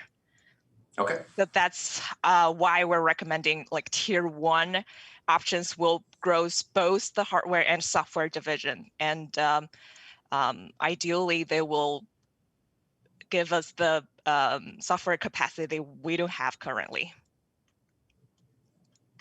Thank you. Yeah. And so like I said, can I ask you a quick question? I see that 3 comparables that you've selected fall in the category of technology, where we're obviously clearly showing here we lean more heavily toward the hardware side. Yeah. Is there, do you feel that potentially inflates, even though we have a similar margin profile? At the end of the day, hardware is sold once and software has a tendency to be recurring. And so there is a portion of our revenue that starts over as 0 every year. Right. Have you thought about breaking the value between or independently valuing the hardware business from the software business? Like they have a weighted average and then put together? That where exactly. Yeah, I think I did that for the revenue part, but it's really hard to do the EBITDA margin. I think I did that analysis as well, but at the end of the day, it's really close to the software models. Okay. So, but we're still higher than a lot of the hardware companies. I think that is because we have a higher margin. So that margin actually closer to tech companies. Right. So that's I think I appreciate this analysis. I would be personally curious to know that if you added back in and just thinking of almost even count and saying if we fall 40% on the spectrum of software and 60% on hardware, could you potentially almost use count of comps to come up with a similar analysis to say, how do we incorporate a view that a portion of our business is weighted toward hardware? Because I do feel like we watch the transactions, we're thinking about a transaction ourselves, and there's definitely a noticeable difference between the companies that have hardware models and software models. Yeah, I think I try to apply different, try to separate the two division and apply different analysis. But in the end, because most of the revenue comes from the hardware division, it's a pretty stretch to just isolate the software division right now. And because they're so close together, and we acquired Get Healthy 2 years ago.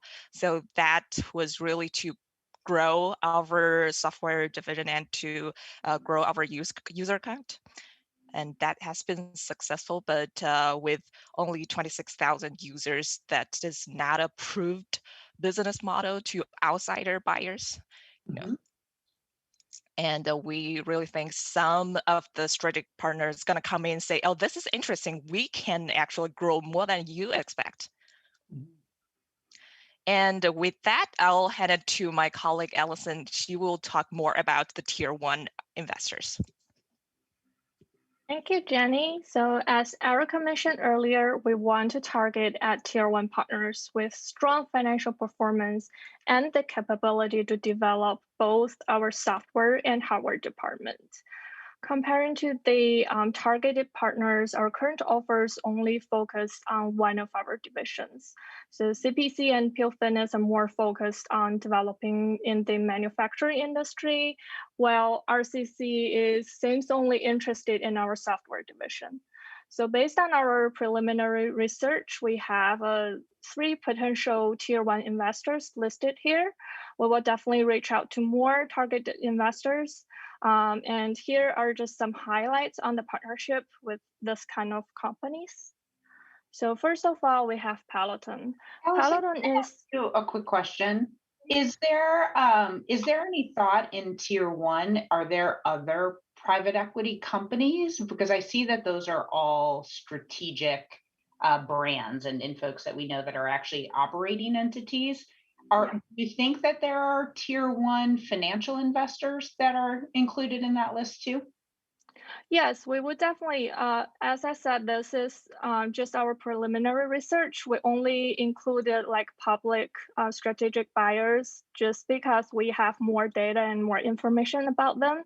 But when we moving along with our process, we'll definitely reach out to financial institutions and also like even private companies that can leverage both of our departments. At that time, when we reach out and trying to negotiate an offer, we should be able to get more like confidential data from them. Great. Thank you. Go back to our first suggestion, Peloton.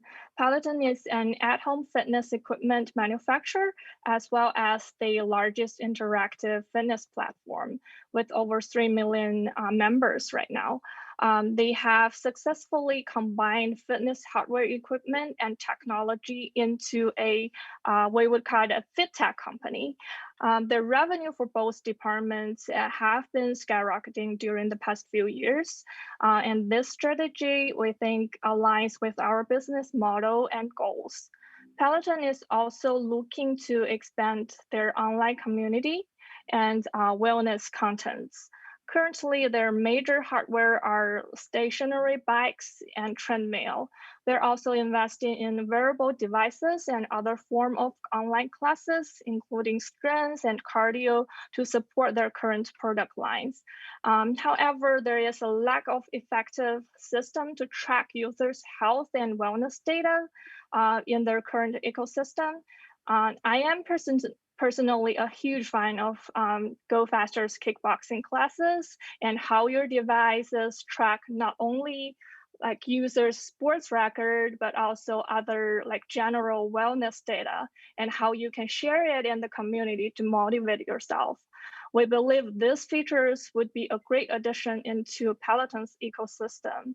And we believe that Go Faster's both companies have very similar customer demographic that would lead to a great culture fit and brand recognition.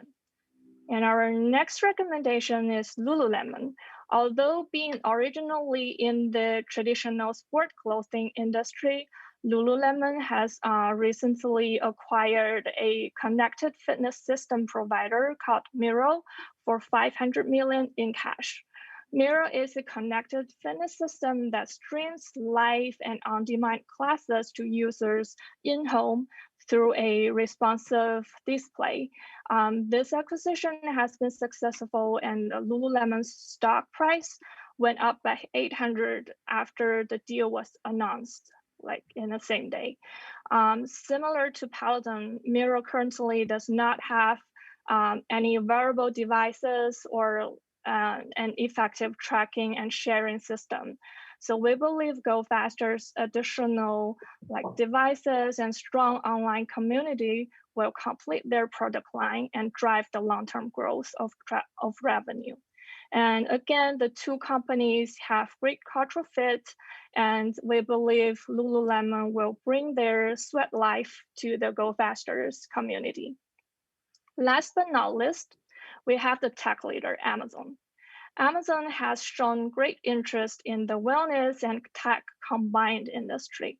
They have invested in an at-home fitness company, Tono, last year, and they're developing their healthcare technology system called Amazon Care right now. So Amazon also has strong data analytic capability to leverage Go Faster's customer database. They also have a great variety of product lines with which will be able to support both our hardware and software growth. We also see a potential expansion of offerings through their online video platform and Alexa integration. And here we have some financial data for this three potential investors. Again, we would target at companies with strong financial performance and great strategy fit. Given the hot market and the nature of the combined tech and fitness industry that Go Faster is in, we would anticipate investors from a great variety of fields. So that's all about our potential investors. And next, Ben will take you over the process. Thank you, Allison. I'd like to talk a little bit about next steps. Our first priority is coming up with a list of new investors to open discussions with. This new list will include companies that we've mentioned like Lululemon and Peloton, as well as other strategics and private equity firms. We will also be creating marketing material, positioning Go Faster as a solid hardware company with a rapidly growing software division. We will inform current potential investors that we are opening up the field as we want to maintain a level of honesty and trust with everyone involved. After we distribute our marketing material, we will work to answer any questions and solicit initial offers. While all of this is going on, we're going to ensure our current potential investors are engaged and remain interested. Next, we'll bring in encouraging prospects to meet with management and give them time to ask any further questions. Following that, we will ask for final offers, review them, and choose the best option to move on to the due diligence stage. Once due diligence is complete, we will be in a position to finalize the transaction. We expect this whole process to take 6 to 8 months, which means we can ensure the best valuation for your company, as well as an exit within 2 years. That brings our presentation to a close. Are there any questions we can answer? Sure. This is Doug. Could I lead off, please? So I guess I certainly like the idea of going outside the box of what we've discussed already as far as options and the bringing into the tier one and the like. But how do you feel that holds up to the idea of some of our concerns or objectives related to the legacy of our business, taking care of our employees, et cetera? So we think that by going after tier one investors, they're going to be able to expand the existing Go Faster offerings and bring in new customers, as well as maintain that level of trust in the community. And by going after higher valuation, we think that we can offer, or that you all can offer your existing employees a fantastic deal as a transaction close bonus or something similar. Yeah. Can I expand on that? Just one thing on that. So Kate asked earlier about tier one financial buyers, right? And you guys felt that there certainly were some tier one financial buyers for this. Did you do some additional analysis around valuation there to consider a tier one financial partner, or is it really strictly you feel that the strategic valuation is so much greater that you landed and to spend more time on the analysis on the strategic side? The initial thought on that is typically a strategic partner going to offer more because PE firms, they're like middlemen, and they want their cash on cash return, right? So at the end of the day, they will sell to another strategic partners. So in our head, the best option probably would be those strategic partners, but we don't eliminate the possibility with talking with other PE firms that specialize in TMT. I want to actually follow up on Tori's question, because I actually was just reading the New York Times the other day, and I saw a headline that said private equity companies are actually winning almost 80% of deals right now because they're sitting on $1.5 trillion in capital. Mm-hmm. So I would be inclined to consider that as an option as we think about how to make sure we have many options, because unfortunately, if that's really the numbers and the probability, just basic probability tells me I've got a 4 in 5 chance of selling to a private equity versus a strategic, I probably want to include some of those. But I'll come to my question now. Are there different considerations, knowing that a private equity can pay as much as a strategic? Are there different considerations that we need to think about that would make us either more or less attractive to a private equity company?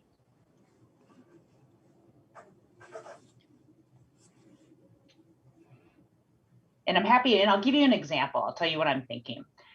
Is a private equity company going to like that? They're not going to have management. They'll have us for some period of time, but our goal is to transition out. Is that considered a good thing or a bad thing for a private equity company? Do you have a view on that? As 1 minute. Okay, as representative to the owners, at the end of the day, we care about the take-home cash, and that's the number one priority that we want to maximize. And with that cash taken home, they can have other objectives taken care of because of the, for example, the 6 employees. And if the PE forms and the legacy-wise PE form will probably change. The management structure versus strategic firm, sometimes they will leave the acquired company pretty independent, and sometimes even the founders will have a job on the acquired firm, but versus PE, they oftentimes they will just eradicate the old founders. And we think legacy-wise and taking care of employees and also maximize our valuation, maybe strategic partners are better than PE firms. Yeah, let me add to that, right? So one of the goals that ground us to the direction that we're headed towards is taking care of employees. So that was one of the goals that we felt like we need to preserve that. And that steered us to the direction that we're in right now. So it's a really good point that you point out that PE firms are making the deals. Strategics are harder to make. That's something we haven't considered. So And to just lastly, really quickly, this is one of the biggest decisions of your lives. You've invested so much time into this, and we know your legacy is important. A lot of the other clients we've worked with, selling to a large company like Peloton, Lululemon, Amazon, makes them so proud. And we want you to have that pride that we can help you, to carry on, because you've invested so much in this business. And, strategics, I mean, selling to Amazon, I mean, what a way to close the book on your career. I would agree at one We'll have to level. cut it off there. Sorry, Doug, did you want to do one more question? Yeah, if we could just real quick, but I would note that while some companies that would be their greatest objective, right, or their greatest realization at some level, for others, they feel like, hey, we've built up this small community and we don't want to, our community is not going to play well with being owned by Amazon.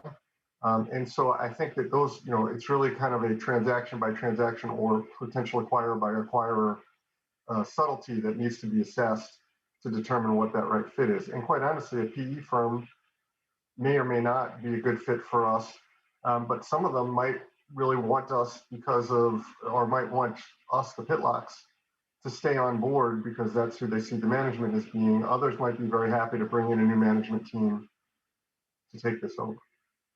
Thank you so much for your feedback. I think if you do select to move with us, we will definitely keep that in mind with those groups of investors that we'll target too. Thank you very much for your time and thank you for the presentation. Thank you. Well done, guys. In the future, and I will turn it back over to the moderator. The primary reason why I believe so many people have dedicated so much time to making this a great annual event truly lies with the students. Student education and student outcome is at the heart of this event. Students have gone to work at Amazon, GE, Boeing, Columbia Sportswear, Fisher Investments, Morgan Stanley, Umpqua Bank, and Chartwell Financial Services, and so many more. While I wish I could highlight all of our student successes, here are three. Daniel Pitluck, an Oregon State graduate and member of the 2018 team who won the event, said his biggest takeaway from the event was experience gained from presenting to senior financial executives. He works as a data analyst at Columbia Sportswear, where he regularly has to communicate and present with team leads across the organization. This is a great example that the Cup is so valuable to all of our students, even those who do not pursue finance. Hank Manila, an Oregon graduate who not only works with one of our sponsors, Chartwell Financial Advisory, Hank knew that he wanted to work in consulting and advisory after graduation. The Cup helped him develop his financial modeling skill set and introduced him to senior directors, one of which he now works with. And Bryce Rikers, a graduate from Gonzaga University, participated in 2019. Bryce recently said that participating in the ACG Cup was the most beneficial supplement to his classroom education. As a direct result from his participation, he received multiple interviews within the financial services industry before deciding to go to work for Chartwell Financial. Last but not least is a team from Washington State University. This team is comprised of all undergraduate students, and it's their first time making the finals. Let's head to the boardroom for the last student presentation of the day. Hi, everyone. We are the Cougar Creditors, and I'm joined with my team, Elation, Mackenzie Gill, Sierra Leonard, and Chuck Evers.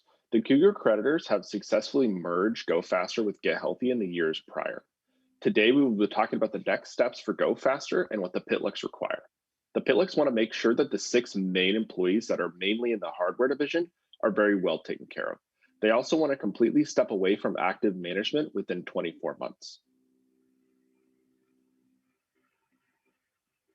As you can see from this graph, the standalone and the merger provide the highest profit for the Pitlocks.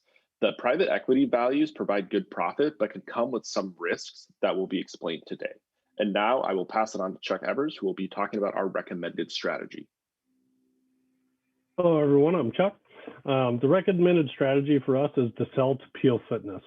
All right. It provides a total take home of $284.2 million.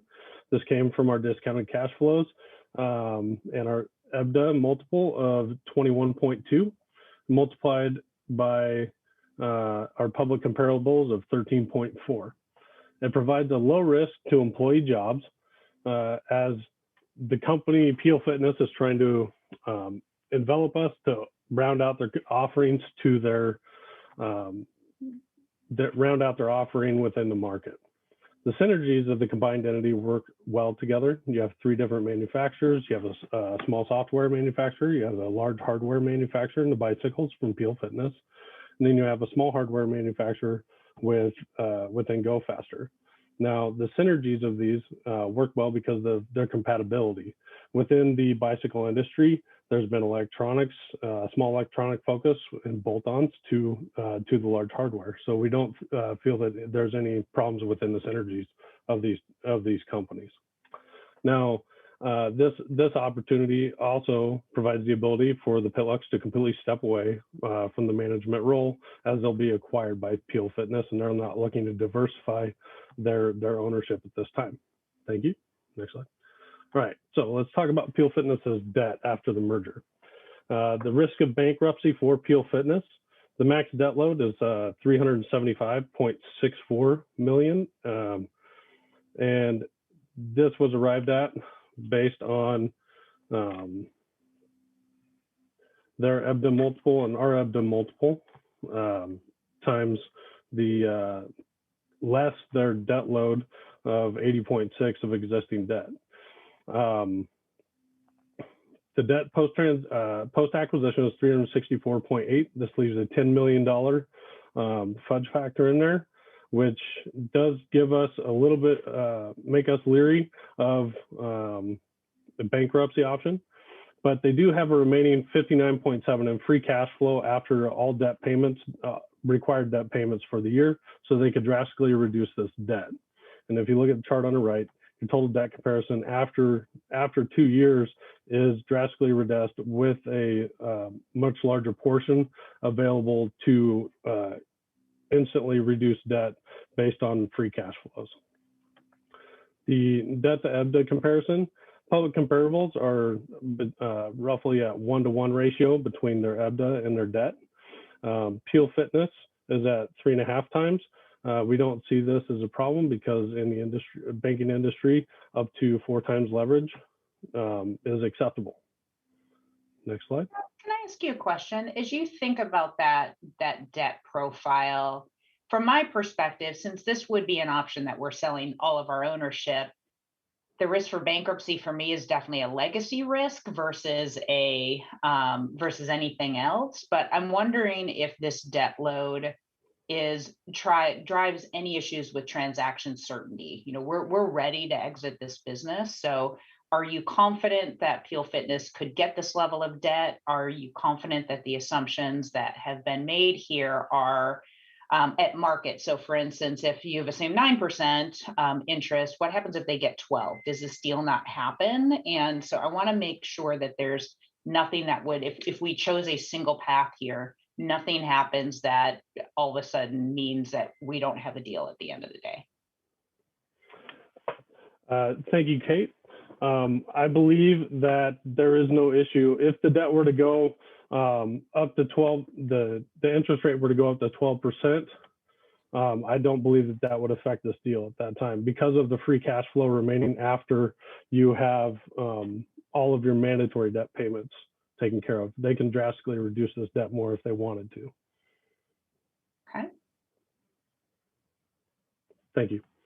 Now for the merger accretion, the max transaction price is $295.04, and this was their max debt load that we already talked about, minus their existing debt of $80.6 million, leaves $295 million.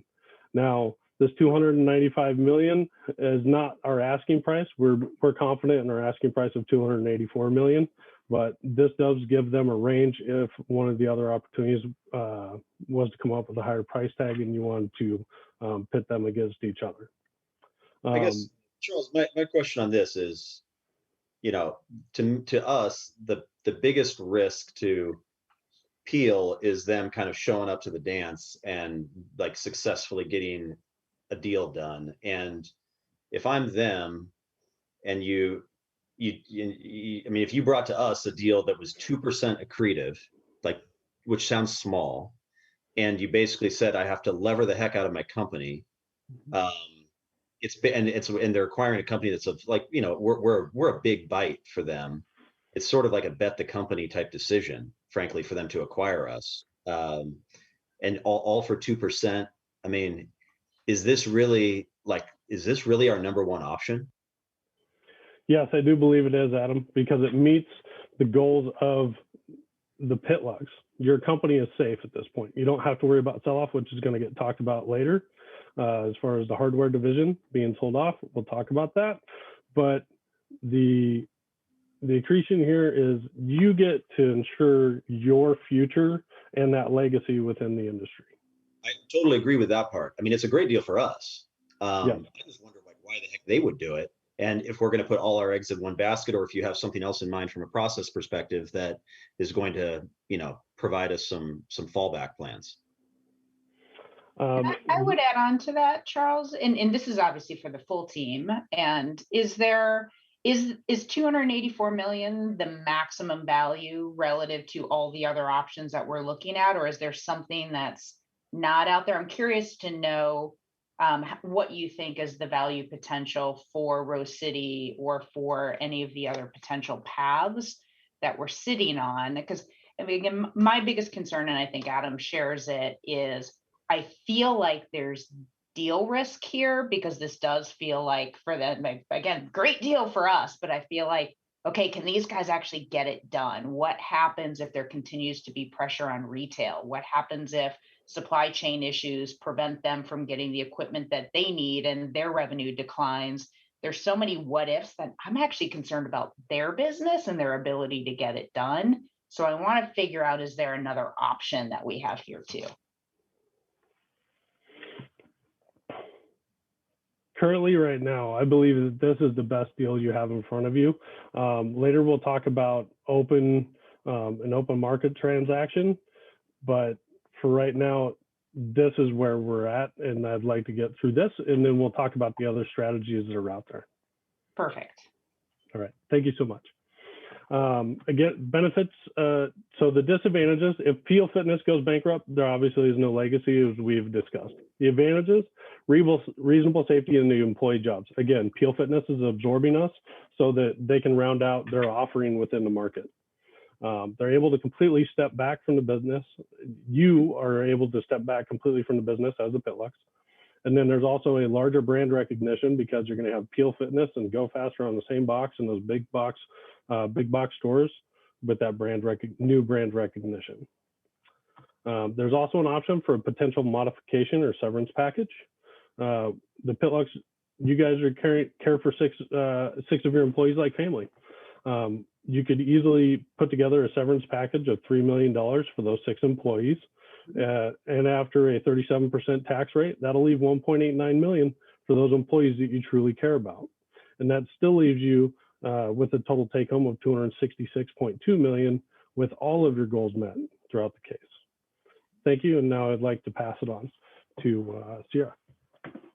Hi, I'm Sierra, and I'll be going over strategy number 1, which was hire new management. So as Shane said, the valuation for Go Faster as a standalone company would be 272.3 million. And this came from a median of the 6 valuation methods listed in the chart. For our public comps, we recognized that Go Faster fits into several product categories, and we therefore decided to remove the highest 2 and lowest 2 enterprise multiples, and the lowest 2 because they were negative, the highest 2 because they belong to big tech, and those numbers were too large in general for us to compare to. We used the same methods for precedents in order to be consistent in our approach. Moving on to some advantages and disadvantages of this strategy. Some disadvantages include that the Pitlucks would still be involved in active management, and if they cannot find someone to run the company in those 2 years, then they miss that goal. And there would also be a 0 total take-home value today. Some advantages, however, would be that they could guarantee the safety of their employees' jobs because they are still running the company, and they can still expect to see some modest growth, 2.2% in the hardware and 4.9% in the software, but ultimately the disadvantages, we believe, do outweigh the advantages. For strategy number 2, I'd like to pass it on to Mackenzie. Hi, I'm Mackenzie. I'm going to be going over strategy 2, which would be to partner with cross-specific capital or CPC. So first I want to go over the advantages of this strategy. Number one being that our hardware revenue would increase by 1.25% every year. Our cost of goods sold would decrease 1.5% over the projected period, which can be shown on the graph. The gray line is our cost of goods sold with CPC, and the red line is as a standalone company. Another advantage is that there is the option for an immediate cash out, or there is the option to roll 10 to 20% of equity into this new company. Now I'm going to go over the disadvantages that go along with this strategy. So if we were to roll our equity over, this private equity firm is interested in adding additional acquisitions to our company, meaning that if any of these acquisitions were unprofitable, that would mean that the Pitlux would lose money because their equity was rolled over.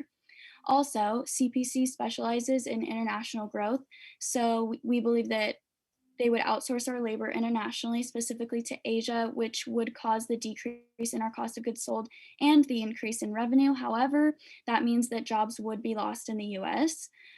These changes in the hardware division, we believe, could affect our executive management team, and it's unknown whether those would be positive or negative effects, so there is a risk with that unknown. Also, CPC is not currently in the fitness industry, and they would be using Go Faster to break into this industry, meaning that it's unknown if they have enough experience to grow our company, and that does put our employees and our legacy at risk, which is important to us. So ultimately, with all of these disadvantages, we do believe that this strategy is not the way to go. Mackenzie, can I ask you a question? Yeah, of course. So one thing that I didn't see you mention here is the fact that CPC doesn't necessarily have any familiarity with software. So how does that play into this thought?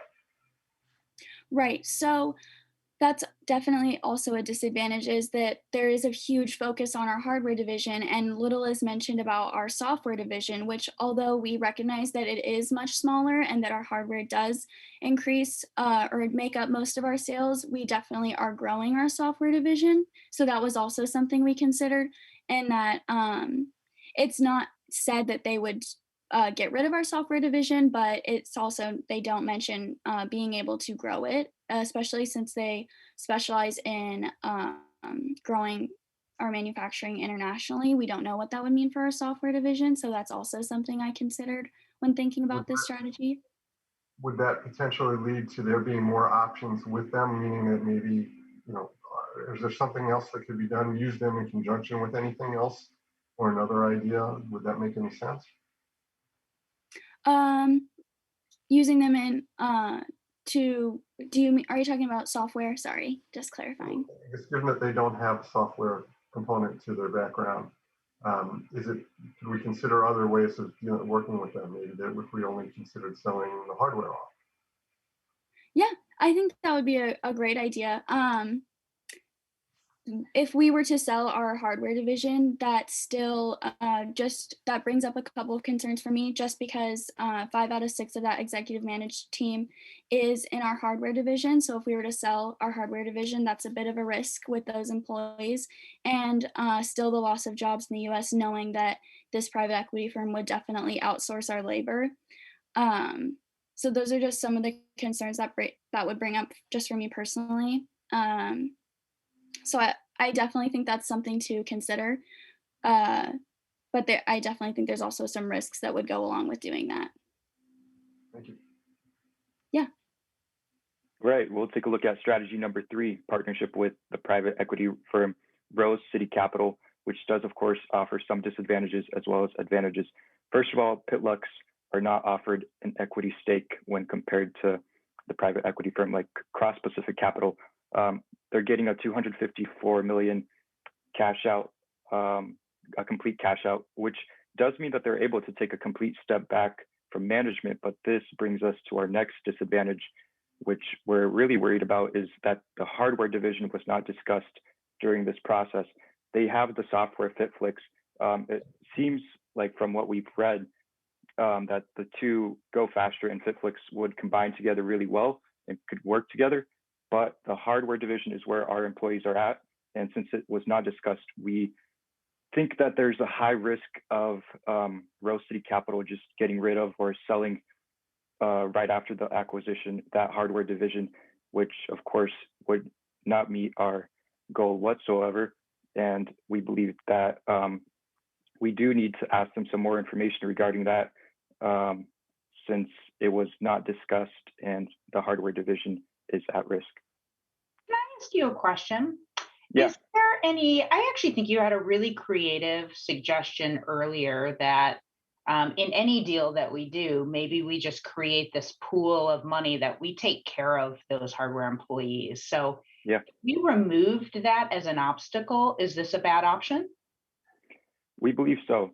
I mean, it's a private equity firm. It focuses on the investors, and our legacy might be at risk eventually if our hardware is what the majority of our company is at. And if we completely sell that to a different buyer, we have no idea what will happen to the future of Go Faster. And that's what we're worried about as well, keeping that legacy alive while also taking care of the employees. But do we control if selling to Peel Fitness either? Because what if they decide to rebrand our solution, and what if all of a sudden they don't give us the end cap in their retail distribution and the brand just fizzles? Is there the same amount of risk for legacy in both, or do you think that there's one is more important than the other? We believe it won't be as big of a risk because of the different types of bolt-on acquisitions. So like with, of course, Rose City Capital, they're using the software Fitflix to combine with Go Faster. However, with Peel Fitness, they're using that bolt-on acquisition as like an entire company.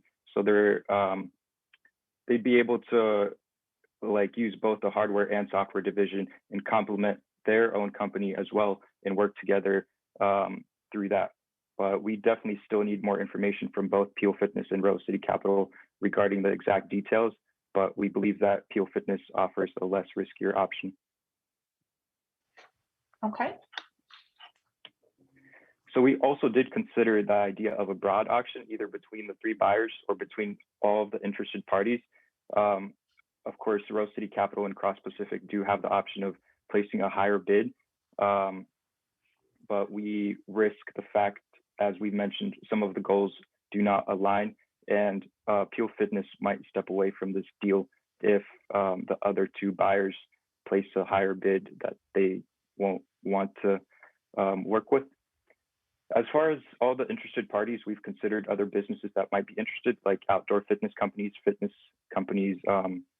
software, brick and mortar retailers like Dick's Sporting Goods, or home fitness equipment like Peloton. Those companies might be interested in acquiring Go Faster, and this might result in a higher take-home reward, but our synergy potential is unknown, and we don't know how those companies would work with our goals that we have. Essentially, the Pitlux goals isn't to make the most amount of money out of this transaction. They're trying to keep those employees safe while also continuing their legacy and being able to step away from active management. So we believe that a broad auction shouldn't be considered. Before you move, can we go back to that for a moment? Yeah. Just a couple points on that. Synergy potential is unknown in those other interested parties, but that's really not our consideration. I mean, it may impact how much they're willing to pay, but in general, if they're open for it, then I don't think that we have to worry about that too much. You know, as far as the, I'm going to jump into a little bit of a feedback piece here right now. When you're talking to us, you would have to assume that we are the Pitlux. Right? So rather than talking about them in third party and what they might want to do, you're talking to them. That's the management team, right? That's the ownership team. And so explore that with them rather than talking to them about it. 5 minutes left. Right.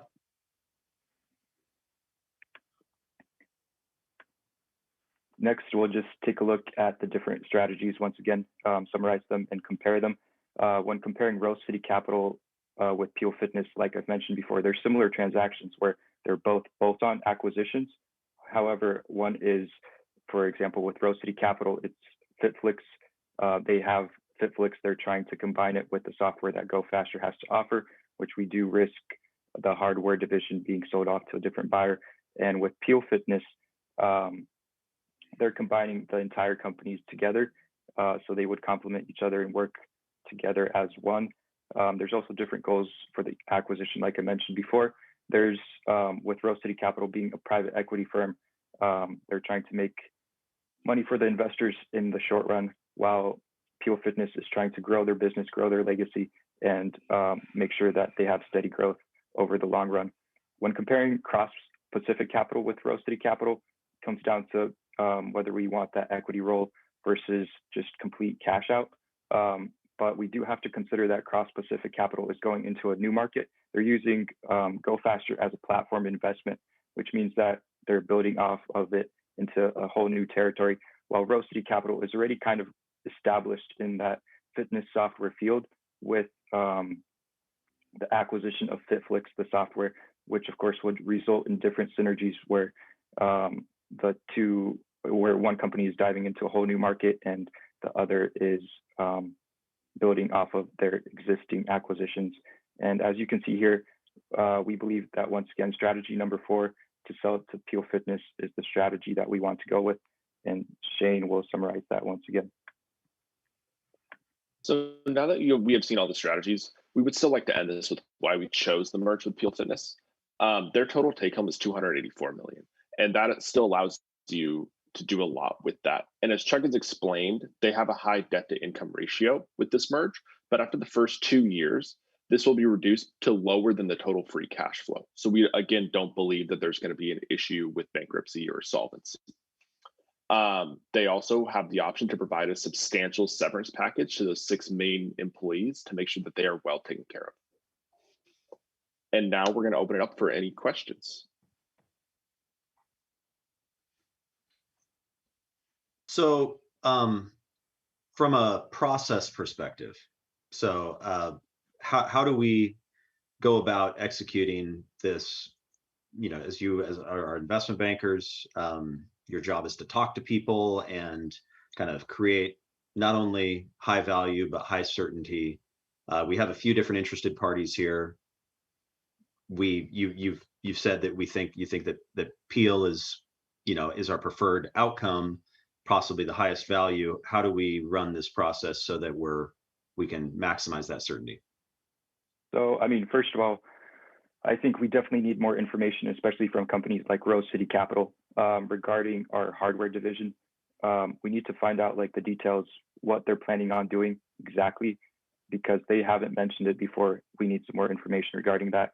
As far as Peel Fitness, working with them, we need to know if they're willing to take on this deal. As far as like the numbers go, we've seen steady growth in Peel Fitness, and we believe that our company combined, or GoFaster combined with Peel Fitness, will work even better. And we definitely need some more information from the private equity firms regarding what they have to offer. Just about a minute left. So if we cut, to expand on that then. So if we hire you guys today, tomorrow, your first calls are to the other buyers to get information. Negative. We're going to be calling Peel Fitness, and we're going to be talking to them about how they view our 6 employees and what their plans are, future plans are. And then we can formulate potentially the option if they wanted to, the option if we wanted to take care of our employees ourselves, or if they would be taken care of within the acquisition, if those jobs are secure for them. And then we would like to see how Peel Fitness would like to proceed and see if what questions that they have and what they bring to the table, and then we will answer those or come up with answers for those questions and get right back to you. Yes. I guess my question would be then, how do you ensure that you get the maximum outcome with them? Right? What would you do on our behalf to kind of build some negotiating leverage against them or with them in a transaction? So while we all believe that you're giving us good reason to believe that they may be the the best possible outcome. But we aren't far enough along in that process yet to know that, and the devil's always in the details. So how do we run this process, or do we have a process that enables us to not lose our other options, and then still go after Peel, but to make sure that they wind up with the best deal?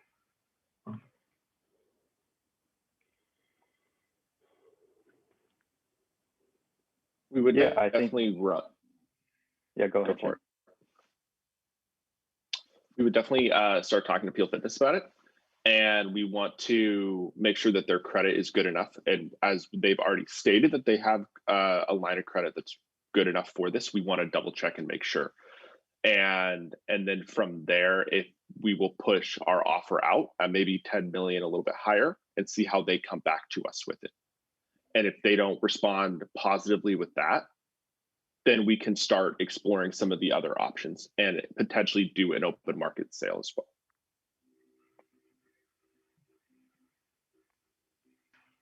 We very much appreciate you taking the time to come in and meet with us again today, share your thoughts on our opportunities. We look forward to speaking with you, continuing these discussions.